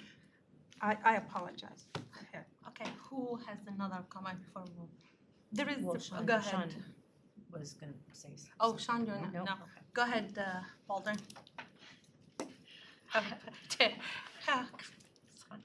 I think maybe it's being read in different ways by folks present. So I think what I'm hearing from Councilmember Trout-Manuel is that she would strike the new language in the second sentence and revert it back to having it be the senior council member presiding. And I think what I'm hearing from Councilmember Taylor is that you see it as bringing it back, but in a sequence which would be a forum, forum challenge, right? Yes. So I think we're talking about two. That's how I different see that. things. So the reason being done this way when we done it, because most of the time, the operation, most people who be knowing what's going in the agenda will be the chair of municipal service, these both chair. So we're not, and senior member, what's the definition of seniority? Because technically, for me, seniority, we're not union. Each one of the people has the same authority and the same seniority different between someone. So seniority is defined. I saw it. Yeah. But to Councilmember Wright's, or I'm sorry, Councilmember Taylor's. We're blonde, it's fine. It's late. If your deputy mayor is missing and the chair of your, those two, you would still have a quorum because that's only 3. Okay. Okay. And Go ahead. And the way I am looking at it is that you'll always have senior people on here. Why take them out? Like right now, say that every single one of us were new and the deputy mayor and the mayor weren't here, who would be the senior, who would take over except a senior candidate? So. Thank you. Any comment? Other? Go ahead. I can see it, I think, in both ways, because when I think about the municipal services special focus area and the finance and internal services special focus area, you know, when I first joined council, it took a minute before I became chair, right? And so I was the junior member learning from the senior council members that were serving in those chair positions. I think in this past cycle, it was unique in that we had such a turnover on council. But I think in most situations, the reason we see those chairs being sort of proposed as next in line is because half the time that makes up most of the agenda is things coming out of those two areas. So I think it's about who would have familiarity with the content of those. And I think if we move to this, it doesn't necessarily negate the seniority that's typically inherent within a chair position. You know, I could argue, oh, finance should go first, but I frankly, I'm indifferent, right? Like, on that one anyways. The other possibility, if we're just throwing stuff against a wall, is you can always say mayor, deputy mayor, interim deputy mayor, and then, I mean, it kind of working our way down the list here. I don't know. I might be running out of steam for tonight, so. That's how we will be not in term. We will not be in number because if mayor, deputy mayor, and the acting deputy mayor out, so three, for us too. So, Well, we would only have an acting deputy mayor if the deputy mayor was. yes, yeah, go ahead. So I would liken this to the federal level. If the president is absent and the vice president is absent, you go to the Speaker of the House. So it's identifying a position and not a person. Thank you. That's true. That's true, correct. That, she said it last meeting, but we weren't listening. Thank you. So in order to move forward here, do we have consensus to put the senior council member back in as was suggested, or as the fourth in line, or leave it struck through? It would be the same thing because that person would be the senior person, the fourth person. So if you add the senior council member back in, it starts with the mayor, and then goes to the deputy mayor, and then goes to the chair of municipal services, and then the chair of the finance, and then if all of those people are absent, then the senior most council member would be the chair. You would. Personally, You could. You don't count. No, I know. She okay, So I'll mayor, pack my office. deputy mayor. If we have a three out, how many will be here? Will be four? Oh, we saw, yeah. Unless one of us, but this is where risky because sometimes four will not show up. So that's where risky. That's I why don't Melissa's see. really good at her job when I know that I'm only gonna have four and making sure. Or I just need a consensus of the council on how to move forward. Personally, I don't see reason to have it or add it. That's me, but I'm fine with it that way. With how it is presented. Okay. yeah, how it's presented. Well said. Section 6. It appears in section 6, the only part that has significant changes is 6.6 under conduct. I brought that up. Okay. The reason why is because why do we need it there when we have it in the back already on 20? If any of us are confirm their conduct to the requirement standards, we already have it in the back. Not to the extent of words that you have it here, but we do still have to follow the rules. Where is it?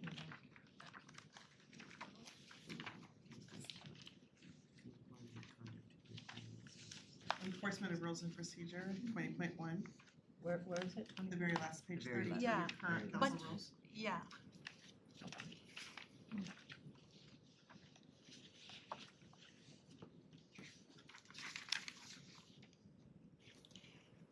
If you look to it, even we remove many, we clean it to have it separate. That's the reason, like, we need to have code of conduct to be specific, and we can add it, like when we have, I know you added, yeah. Sorry. Okay, go ahead, because I I- wanna find something. Thank you, Chair. I think the reason 6.6 is the code of conduct. 20.1 is the enforcement of the rules in this packet. Yeah. There's a difference. So then we should have it code of conduct. Sorry, what?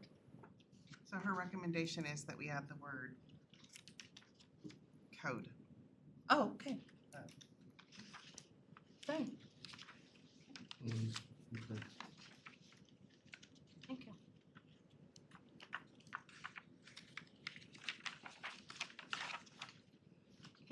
So by consensus, are we comfortable with adding the words code of conduct and all the policies that are subject to Exhibit 1? Okay, please note that every time the city changes one of those policies, we are gonna have to change your rules. Interesting. Will be changed with what will? Okay, go ahead. Is there any way we could maybe modify this language as a reference to the current rules, so we don't have to continually do that edit cycle? This is your manual, you can have the language read however you want. Yay. If you're asking, can you modify the language so that it says, unless otherwise stated in these rules, council members shall be subject to the policies in Exhibit 1 of these rules as they currently exist or are modified in the future, is a phrase you can add if you'd like.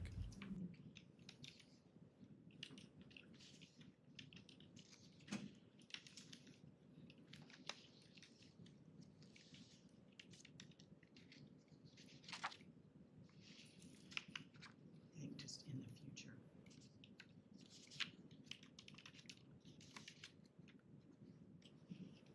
Makes my life easier. We noticed that. Do I have consensus that the council as a whole is comfortable with this? And so then you will, when those specific ones are updated, Mayor, can we work with HR to have them also get them from? So we will get emails letting you know that those specific policies have been updated and you'll need to read them and sign them and agree to them. Okay. So 12.1 is the next section.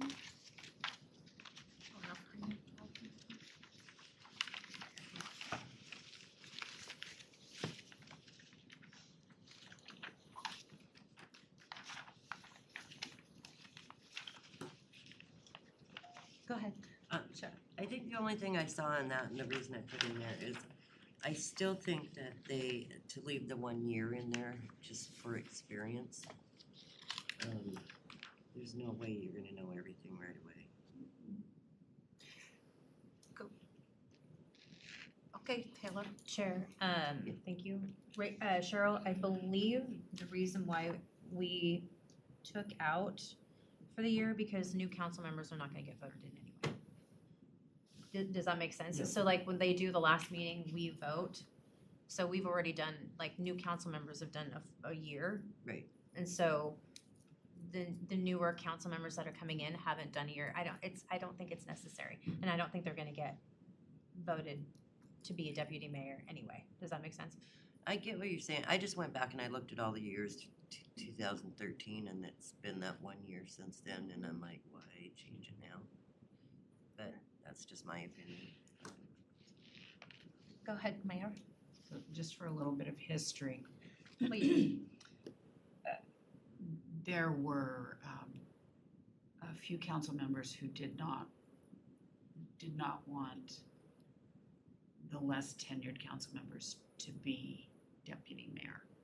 And so they initially had the language that said must have served at least 1 year by the time the vote for deputy mayor occurs, which I pointed out would eliminate anyone who is currently on the council but has not yet served a year by the time of the vote. So that's why that language for 1 year at the beginning, any member who will have served on the council for 1 year at the beginning for that council member's term as deputy mayor. That's why that was in there, was to correct that. So council members who at the end of their first year could be considered for the deputy mayor position. But as you're saying, it's done at the end of the year. Any brand new council members coming on would not be eligible because they're not there yet. So it's kind of moot to that. Now you don't really need to put it in there now that you don't have any expectations on you must be in there for 1 year. That was just to clarify that you didn't have to be there on a year at the time of the vote. So you probably can get away with not having that in there now. Thank you. Thank you. I saw a comment, one of the package you give it to us. Yeah, it Yeah, was some- Councilmember Rakes. Yeah. But, yeah, that was me.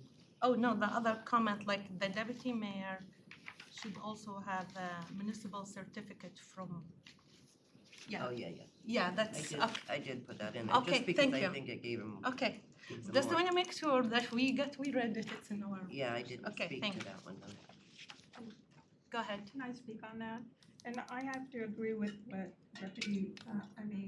Councilmember Rape says, because we all have to make sure that we have our AWC certificates, the 30 hours and the 60 hours before we even are considered. At least that's how I was taught when I first came in, that I had to complete my 30 hours and my 60 hours. So I had those all done within a year before I could even be on any, it was directed to me by several of my council members. So that's why I hurried up. But I also have heard from our staff have said, why are we electing a first-time council member into a deputy mayor position when they haven't been here long enough to really know their role? And I think that's why we always waited until after. And the mayor said it correctly. There was a time where they didn't want certain people to be deputy mayor. So, but that's why they had the 1 year on there all the time.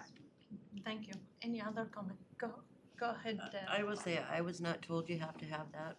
It was just my thinking that it gives you a lot of knowledge. Thank you. So I just kind of threw it in there. Baldwin, I saw. Kate, I forget you when you're That's ready. I'll respond to Baldwin. I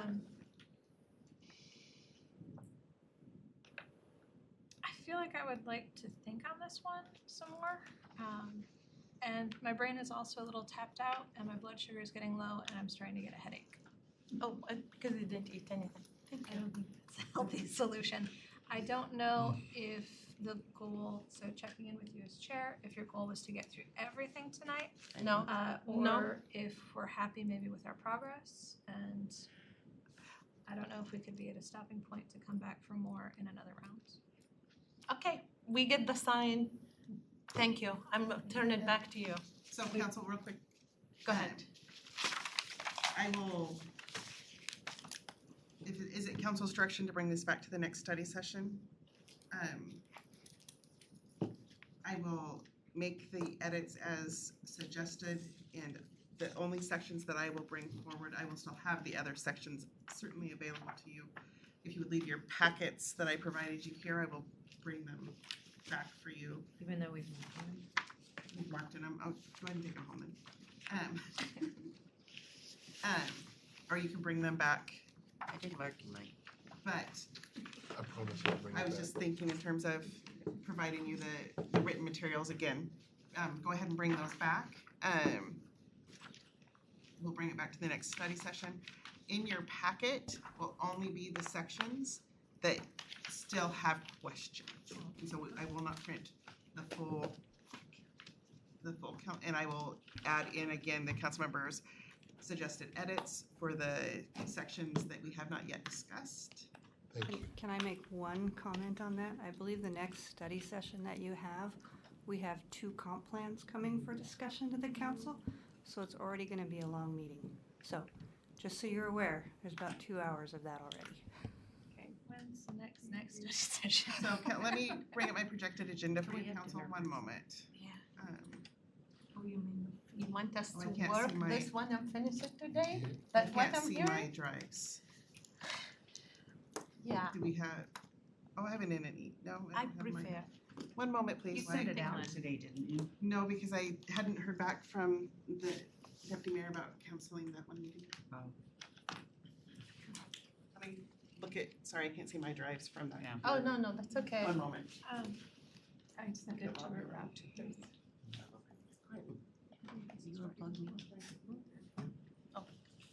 It would be my honor. And even your format, you clear it, just be to people become more organized Yeah. than the random one you put it in the meeting.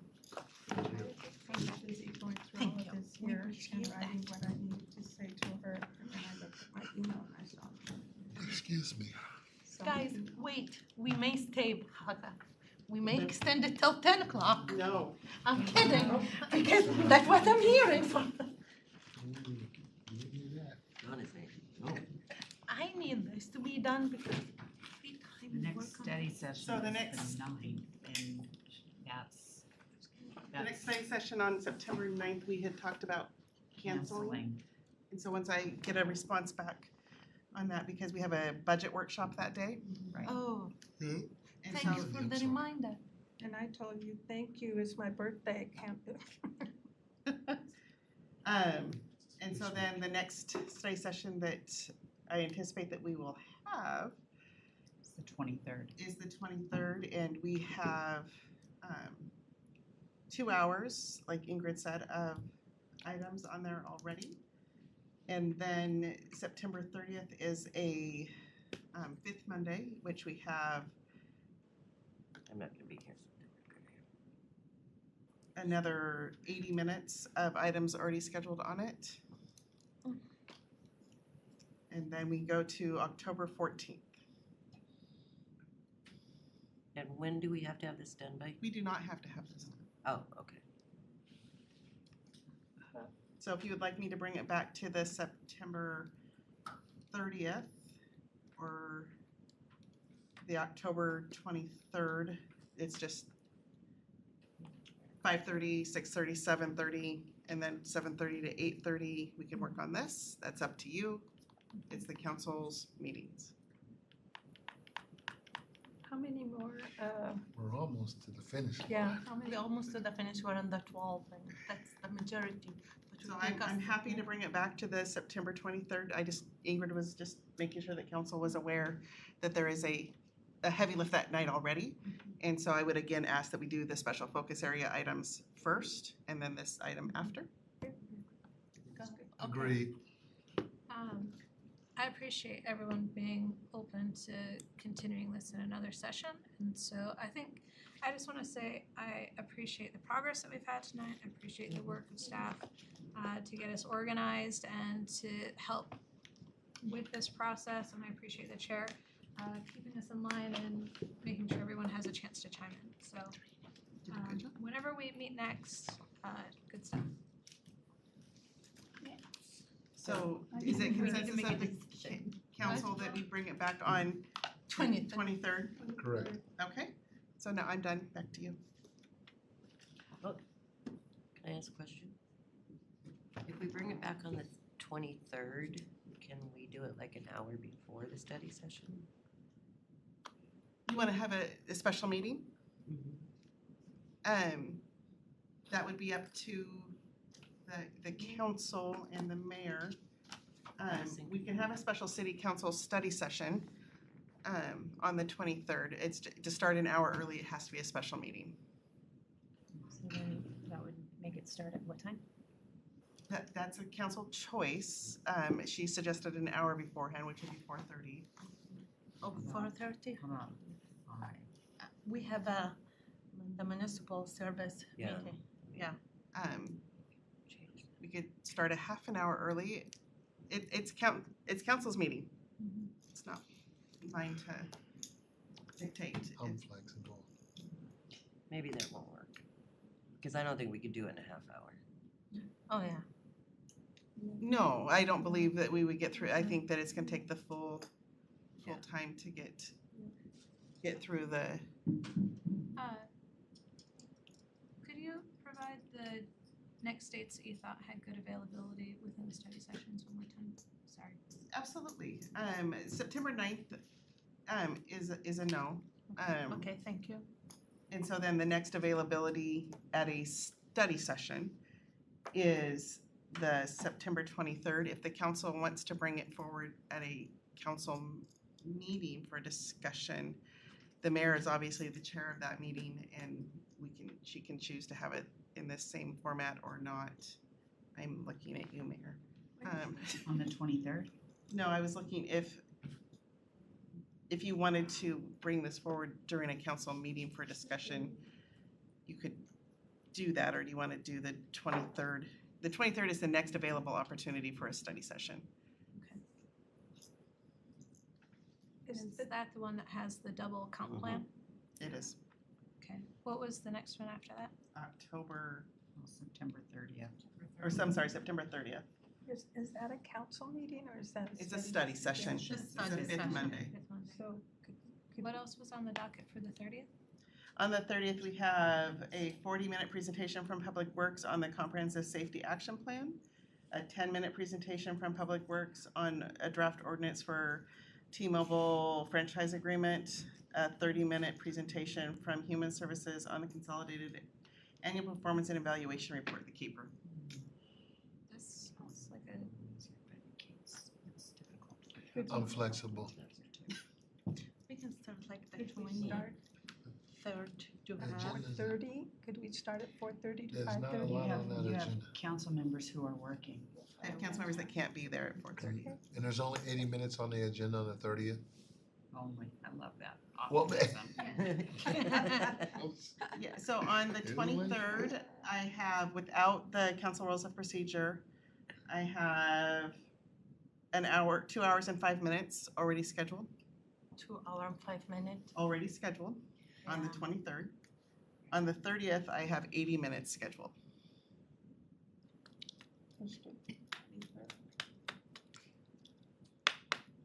So I can do a 5 p.m. start time if that is what the council so chooses.